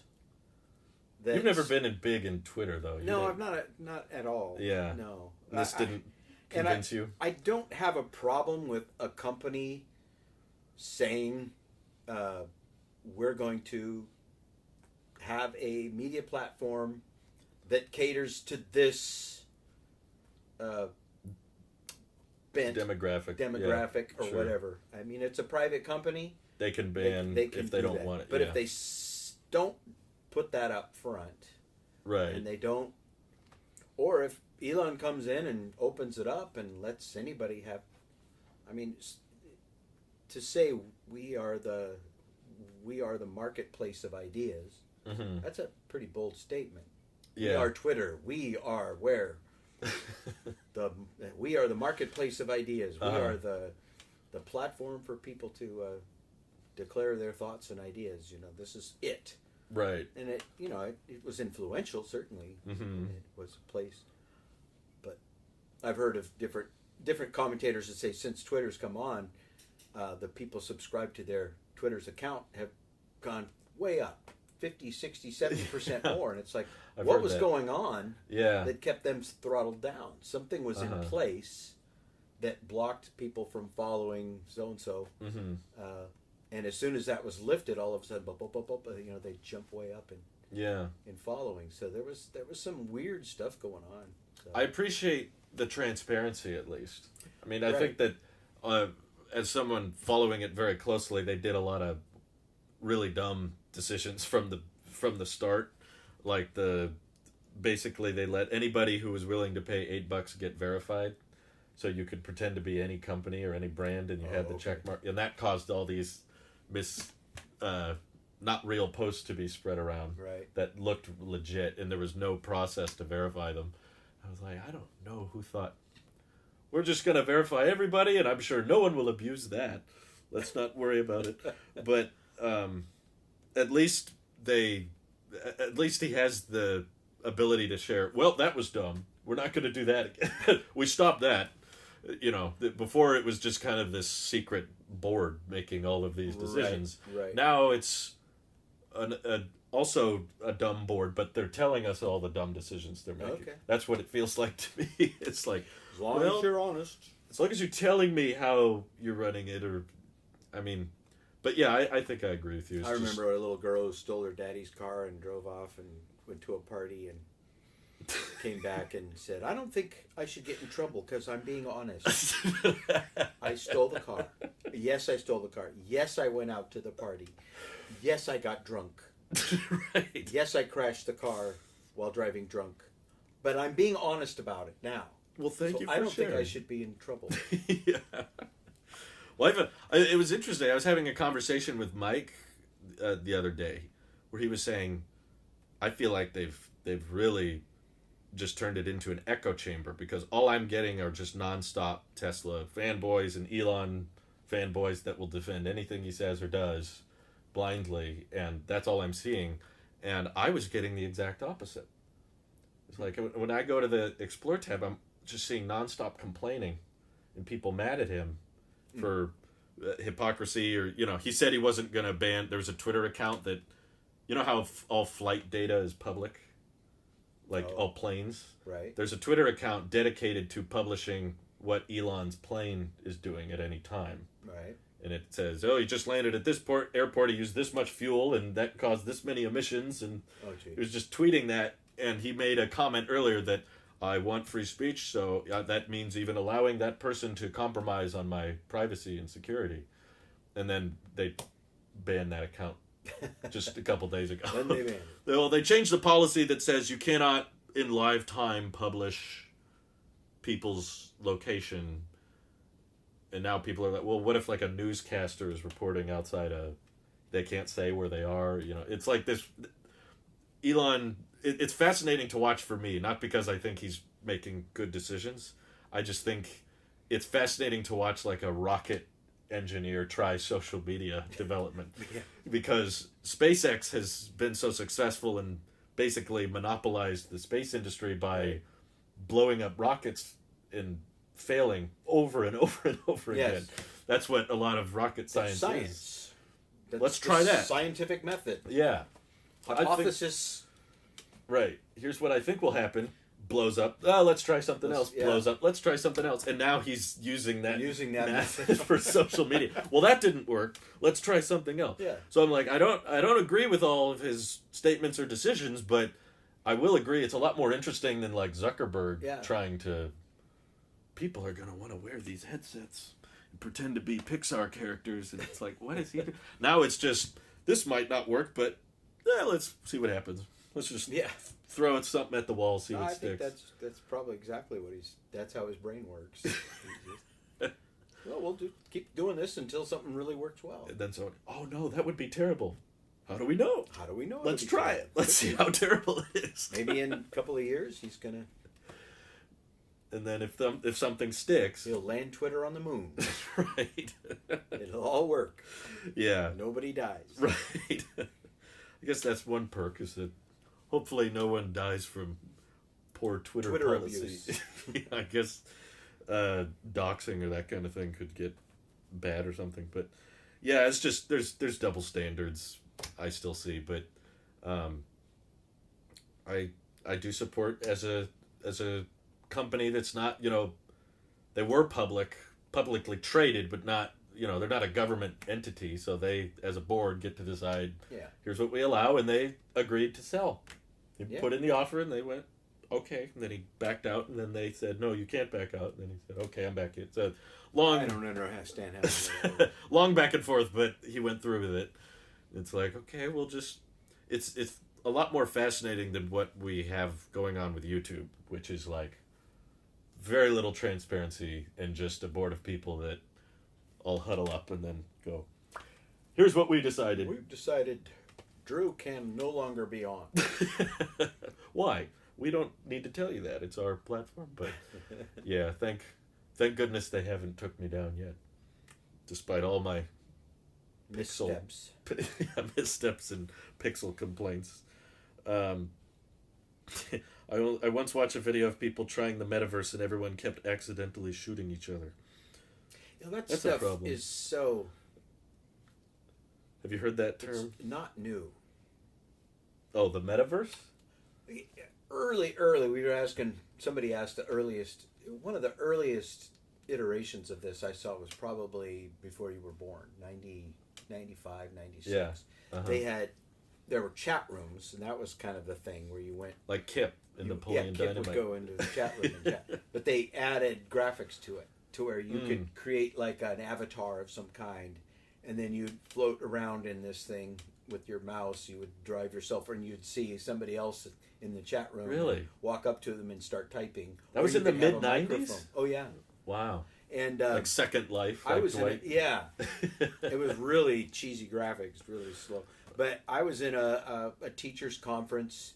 There were probably 500 people in this room, and this fellow was in the back, and he goes, "Well, let's make ourselves an avatar." And he entered in, and it was all projected on this screen, and all 500 of us or whatever it was watching this. And this guy's going up to people and chatting with them, and they're chatting back with him, and they have no idea they're talking to a room of 500 people. Yeah.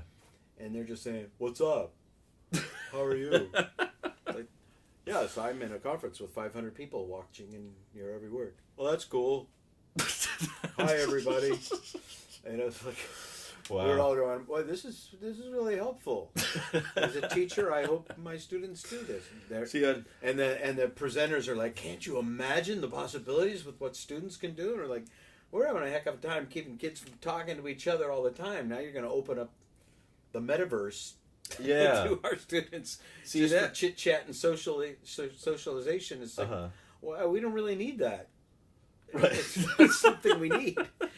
We need kids to be able to, focus on a small group, maybe a couple of people in a conversation, maybe face to face, real time.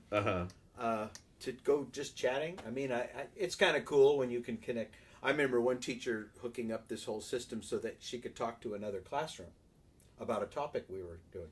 We were studying energy, various forms of producing and using, and how energy works, and just as a topic.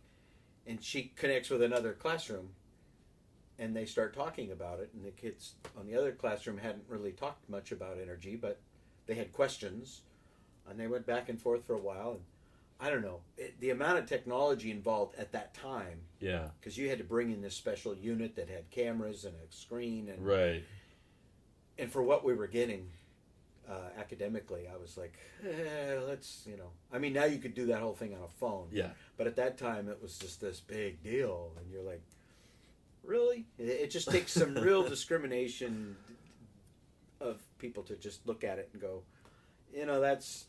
it's whiz bang cool, but is it really doing something for us? I think that's what partially has kept me coming back and so into Apple, is because I feel like not just today, but also in the Steve Jobs era, it was very much not about like all tech has value. And there's a place for all technology or all ports, or we have a use for all. Steve was the guy that always entered the room and was like, "That's done. Get rid of that. Like, remove that. We don't need this anymore." We really worked really hard on this and this tech, and it's obsolete now. You just like to write off things, or instead of just try to find a market for every type of tech. Yeah. And I think Apple still kind of has that. The term they used to use was there's like 1,000 no's for every yes.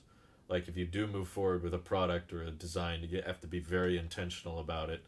And they say no to a lot of that. Like they never brought touchscreen to the Mac line, even though there were touchscreens when Steve was around, and there were Macs when way back. Yeah, and they were saying, is the MacBook going to get a touchscreen? And Steve even addressed it on stage. It was like, we tried it, and it's a cool demo.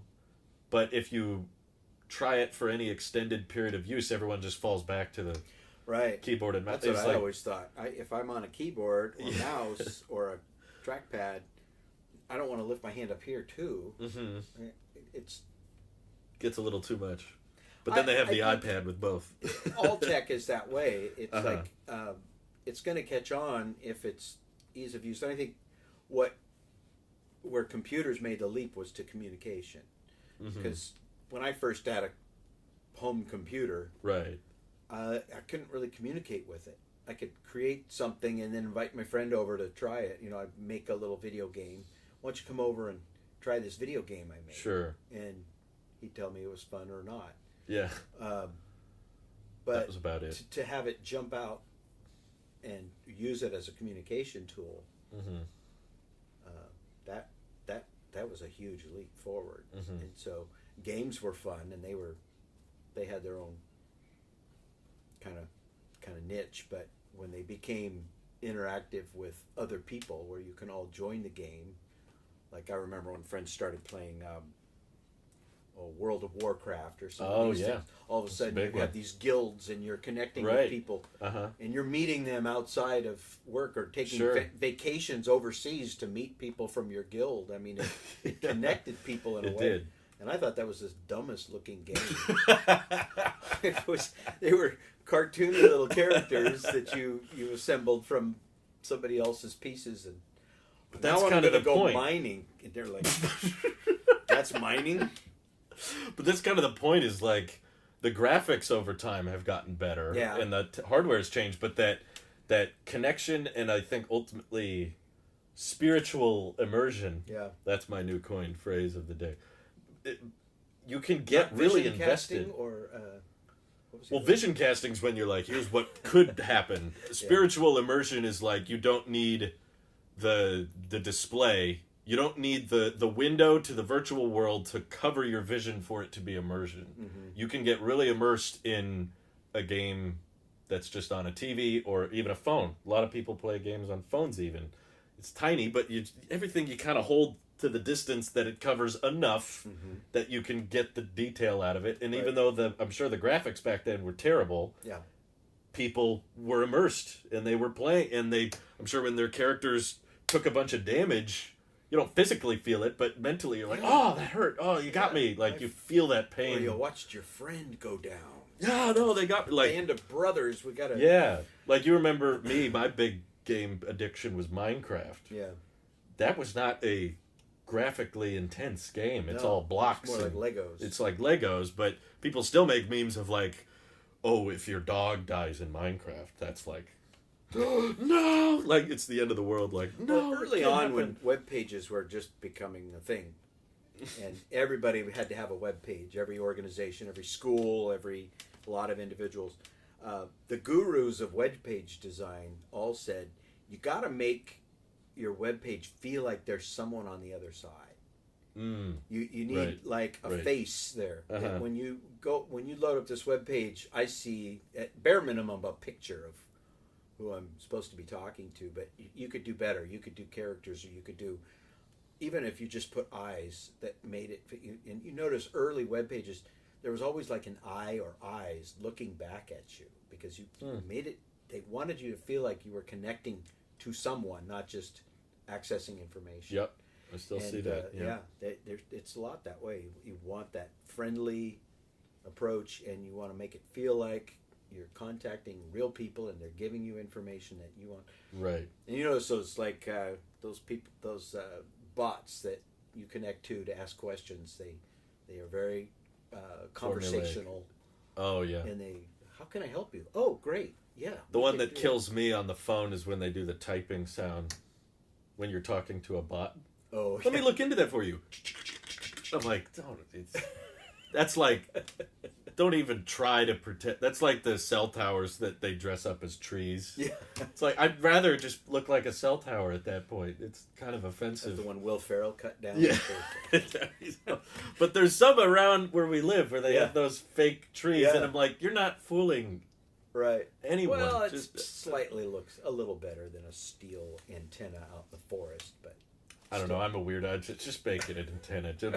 Don't be fake. At least it's honest. Yeah, it's an honest That's the honesty thing. Matt's watching, by the way. Oh, Matt.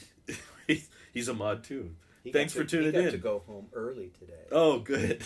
Good. And he had a wonderful program last night with his musical program, so that's fine. Yeah, it sounded packed. I'm sorry we couldn't be there, but shout out to cousin Matt. He's the GOAT. That's what we say now. I don't know if you've heard that. GOAT? Have you heard that phrase? Rhymes with remote. Have you heard that one? No. It's greatest of all time. Oh. But yeah, plus it makes you think of goats. Goats are funny. Goats are funny. They make me laugh. Matt makes me laugh. But yeah, like Apple was known for getting rid of home buttons or click wheels or their ports prematurely, and people get mad about that. Oh, they shouldn't have done that. But I think I have an interest in like figuring out what we're gonna be wrong on. We watched that video before we went live. It was like a 1989 video predicting what the home would look like in 2020, and it had all these kind of interesting, crazy technologies. And a lot of them, I'm just like, what? Your windows would be your flat screens. Yeah, your window would just turn into a TV. And the craziest one to me was he took a hot blow dryer, like for hair, and instead of having a prong, he could just, like, a piece of tape was on the other end. Instead of an outlet, you just stuck it anywhere on the wall. On the wall, and it got power. And I was like, how did they think that was going to be... that they could get inductive... It was basically like a very, very early version of Qi wireless charging, like your phone has, but on the scale of an entire wall. Yeah. I was like, who thought? And I'm like, what are we going to be laughing at today in another 30, 40 years? And to me, my guess is either the VR stuff. They're going to have those videos of people fighting the monster with the headset, and everybody laughing at them, and they're freaking out and falling We're already down. Laughing.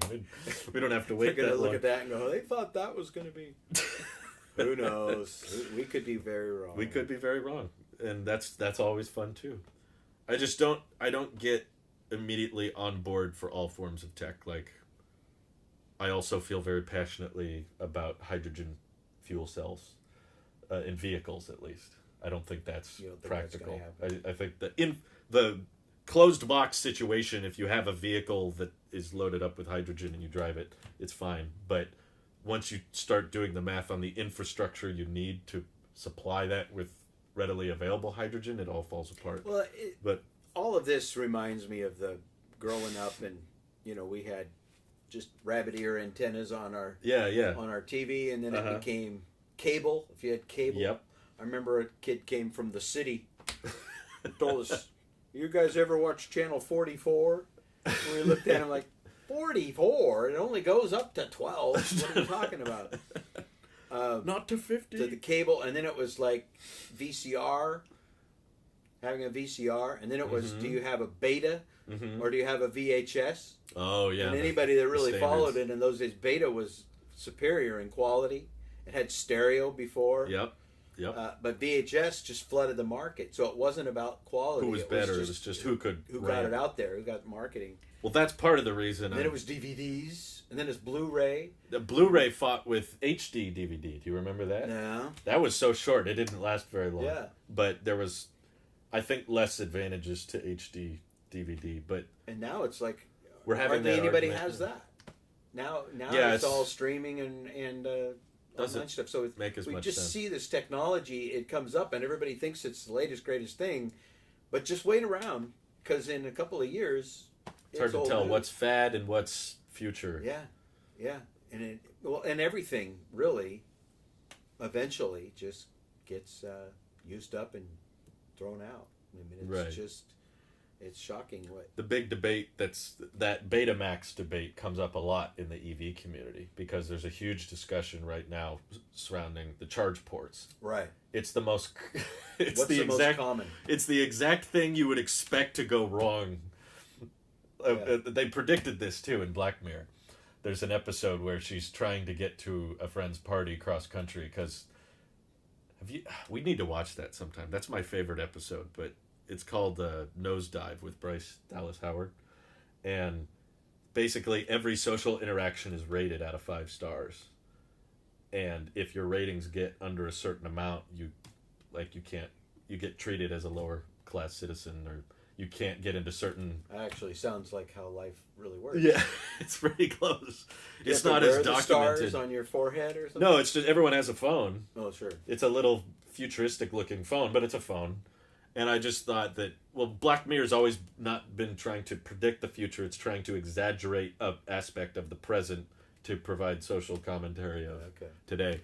But she's trying to get cross country because her rating got too low, so they kicked her off the plane.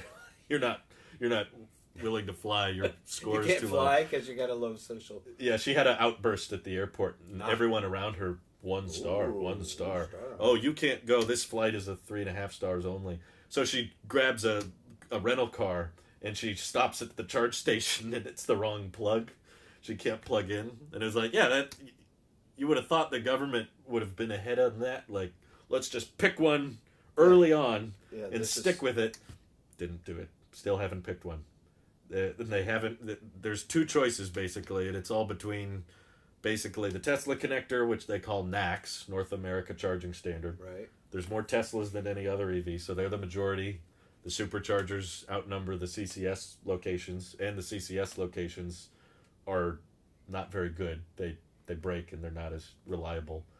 And basically all other EV makers use that connector. So a lot of people... it's going to flood the market, and Tesla's superior product... Yeah, they can go faster with it's smaller. The CCS is like this big. Tesla's is like this big. Yeah. And it'll be the beta... The big debate is... Beta VHS story over again. Right. Yeah, it really is. We're like in the thick of it because the U.S. government won't pick a side and just say everyone needs this. But now automakers are left with the choice because Tesla's opened up their connector. So they said everybody can use this, but no one wants to use it because that...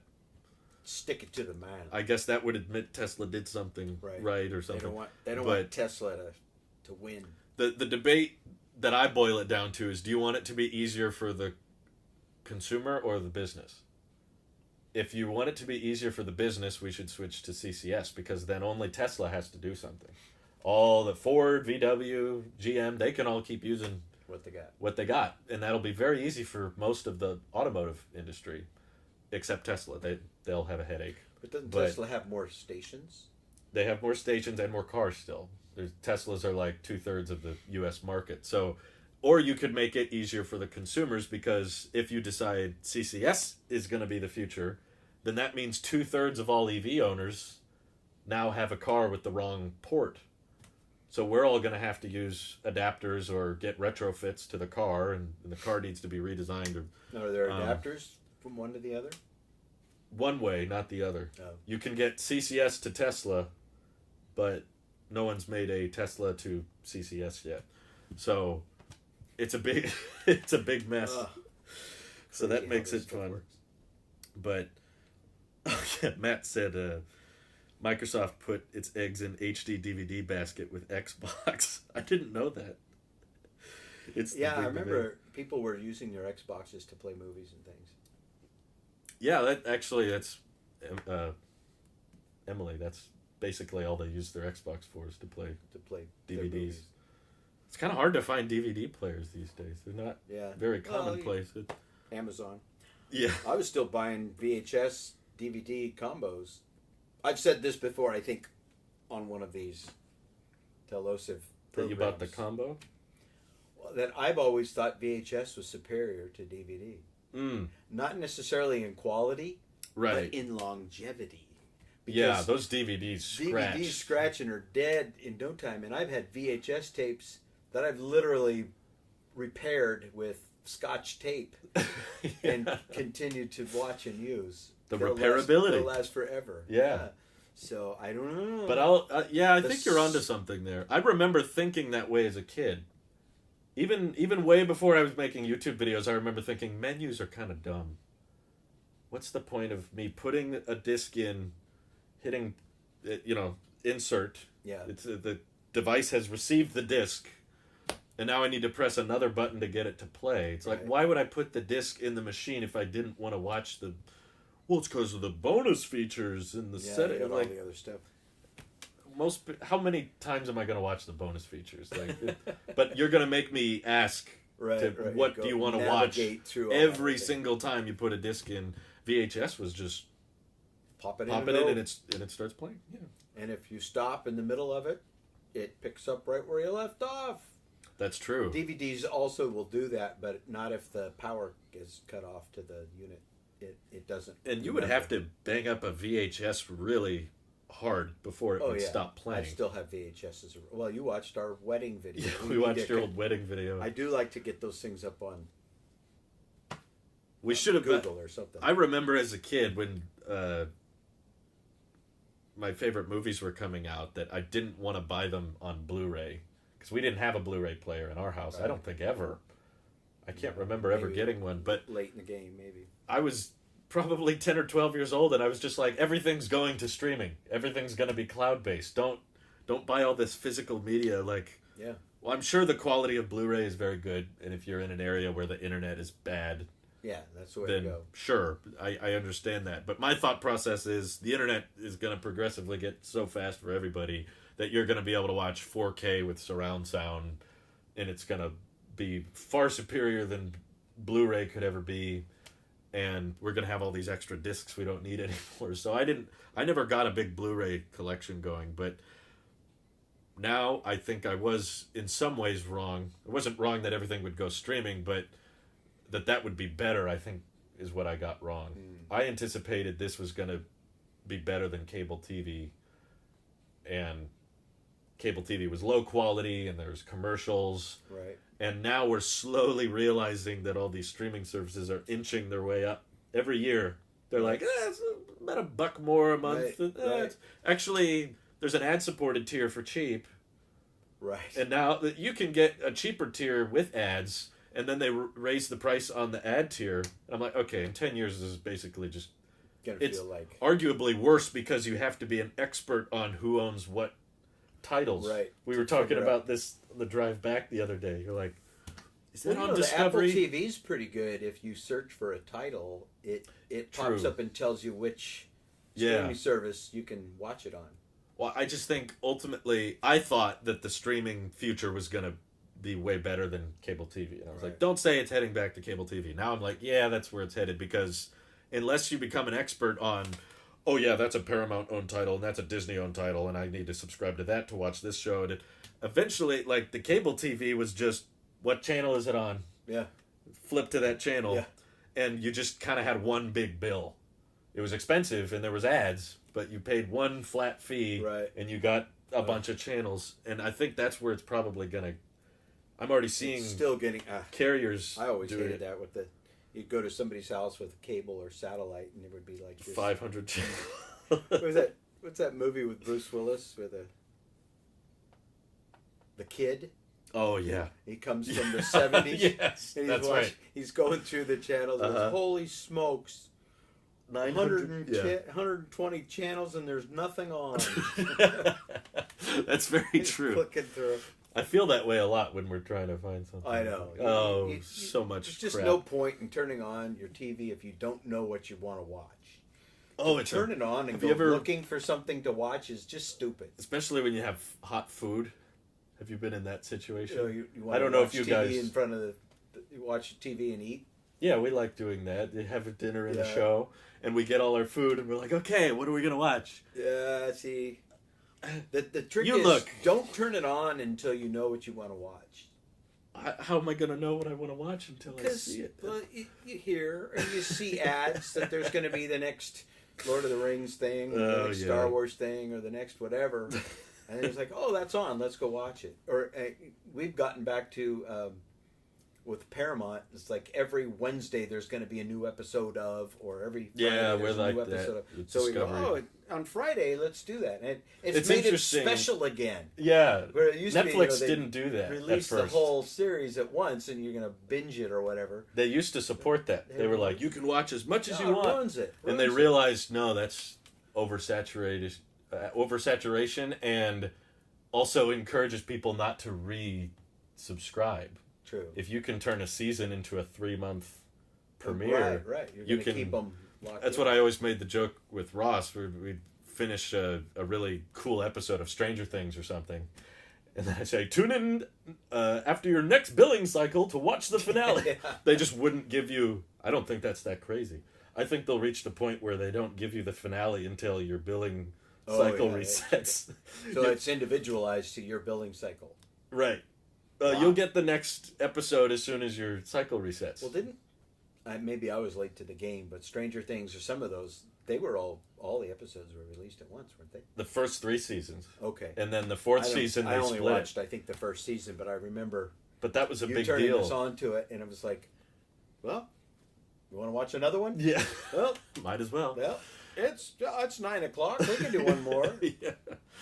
I just think it's eventually headed back to... I've already seen these, like, Verizon and T-Mobile. It's like, you sign up with our carrier, and we'll throw in Paramount Plus or TV Plus. Yeah. And before you know it, this is just going to turn back into exactly what cable was, which is whatever your internet or carrier. It could be Apple, it could be Google. So you subscribe to someone and they give you everything. The big names are starting to take over too. Mm-hmm. Like you said, what was it? Discovery Channel, Discovery Plus is going to be swallowed by. Well, they were already owned by Warner Brothers. Right. Warner Brothers was just trying to see if they would get a better take rate if they had two separate. But I'm just saying, there used to be 2 or 3 networks, and that was it. And then all these other networks exploded, and you had all these options and all these different channels and all these different streaming services, and now the big ones are starting to swallow all these new ones, to where we're going to be back to 3 or 4 networks again. You're going to have you'll have basically your Warner Brothers, your Paramount, and your Disney, and that's it. Do you remember that Parks and Rec commercial they did? The fake ad? It was like... Proudly one of the 3 companies of America or something. Proud to be one of America's 8 companies. It said Verizon, Chipotle, Chevron. It was a merger of like 3. There was an old movie with Sylvester Stallone that was in the future. I don't remember, Demolition Man or something. Yeah. Where there was, at the time the movie came out, there was Burger Wars. It was who had the better burger, Burger King or McDonald's and all that. Mm-hmm. And in the movie, Taco Bell had won the burger war. So there was no other fast food. The only fast food was Taco Bell. That doesn't sound that crazy. Taco Bell. But yeah, Matt even here is saying physical media is coming back big time. As a game collector and reseller, it's way coming back. VHS tapes are super hot, especially movies not released otherwise. I didn't know about VHS tapes. That's really interesting. Well, if you go to these... it's fun to go to a thrift store. Just, you see, that's fun through all the old VHS. What I realized was genius by my buddy Ross is he goes to the thrift stores and will just find the discount bin in the Blu-ray section. So he doesn't buy $20 Blu-rays new when they come out, but he'll find old movies that he likes. That some he doesn't even like. He'll just go to the thrift. He'll find them at the pawn shop. Yeah. And he'll talk to the guy and be like, "How much do you want for this giant stack of Blu-rays?" $5. Wow. So like, do the math. It's like 20 cents a Blu-ray, and then he rips them off the disc, but he doesn't distribute them. He's not. Here's where the ethics get fuzzy. So it would be piracy if he was redistributing them, profiting off of it. He's not doing that, but he is paying for the media. Yeah. He owns the disc. He's still making copies to have so he can watch backups. Yeah. Yeah, that came up a lot with DVDs and CDs when we were able to start. LimeWire was a cool program back in the day, and it just had like all the music was on LimeWire. All of it. And you could just download it and then burn a CD of it, and then you'd have it, before iPods, you'd have have it to... But they would just put a disclaimer, don't burn music or movies you don't own. Don't do that. There was a Mac the Ripper. Oh, yeah. You remember that? I remember. So you could take a DVD, put it in your computer, rip the DVD files off of it, and then burn it onto your own DVD. But they always had the disclaimer, don't copy movies you don't own. So if you paid for it, you can make copies of it. Mm-hmm. But they got busted because, you remember at the beginning of most DVDs, it would say, protected by Macrovision. Oh, yeah. And there was some special process owned by a company that would prevent you from making clean copies. And Mac the Ripper had a little box you could check that said Macrovision. If you checked that, it had a way around Macrovision, and they got busted for that. I see. Well, see, what I think was genius is now that I have Ross Plus, he has this 500 titles all in 1080p, 4K, and be like, "Have you seen this movie?" And he goes, "I own it." And I go, "That's not what I asked." He's like, "No, I haven't seen it, but I did get it. At some point we could watch it." But he just buys in bulk for cheap all these Blu-rays, and he's probably spent under $100, but he has all of these titles that will never be removed from Netflix or Disney or whatever, and he always has those for life, as long as he, has the backups of the hard drives, which he does. Wow. And I'm like, yeah, that was pretty smart. I guess what's probably even more genius is to know someone that's already done that. Mm-hmm. That way you can hang out together and you don't have to do all the work. Yes, because you don't let him distribute it to you. That's right. He just shows it to me for free. I don't pay for it. There's a lot of cool. Will they crack down on that too? I think we'll get to the point where the ads on your phone or on TV, they'll start baking in cameras and they'll know when you're not watching and they'll pause the ads. So when the ad is playing, you have to. And if you mute the TV, it pauses. They'll make a little. You can make a silicone face of yourself that you leave in your chair, so it'll continue to play. Oh, you're still watching. Then that was talk about the Jetsons coming full circle. Remember that they had a video phone on the Jetsons, but sometimes you might get a call and you weren't ready for that call and you were just getting out of bed and your hair's a mess or whatever. So they had special masks that they kept by the phone. So you'd put on the mask and then you could answer the phone call. Right. Now they'll have to come up with a machine learning algorithm to tell the difference between a mask and a human face. So they'll make masks that blink to try to fool it further. But Yo-Yo, I thought this was a nice comment that I should read to you. But they said, I always loved the inclusion of your dad's perspective. I also loved his book. It's going to make me a great parent. He's so sweet. Good. Yo. Raise Your Own Dang Kids on Amazon. Raise Your Own Dang Kids. It's a great book. There's a lot about Drew in it, so there's my plug. There's your plug. I have other kids, too. Yeah, it's mostly about... it's school and my school experience and what I think about education. And it needs to be reworked already, I think. I'm changing my perspective. Would it be a sequel? Or a revised and expanded or something. Oh, okay. So does the old one become Legends? Yeah. Is that canon in the Dang Kids universe? The old ones would be, yeah. Well, should we call it there? Or I guess so. Can't beat that one, Yo-Yo. Thank you. That's a good one to end on. But thank you guys for tuning in and for your good questions and super chats. I'll see you tomorrow, Matt. And we'll see you all again very, very soon. Take care, all. Bye-bye. Bye.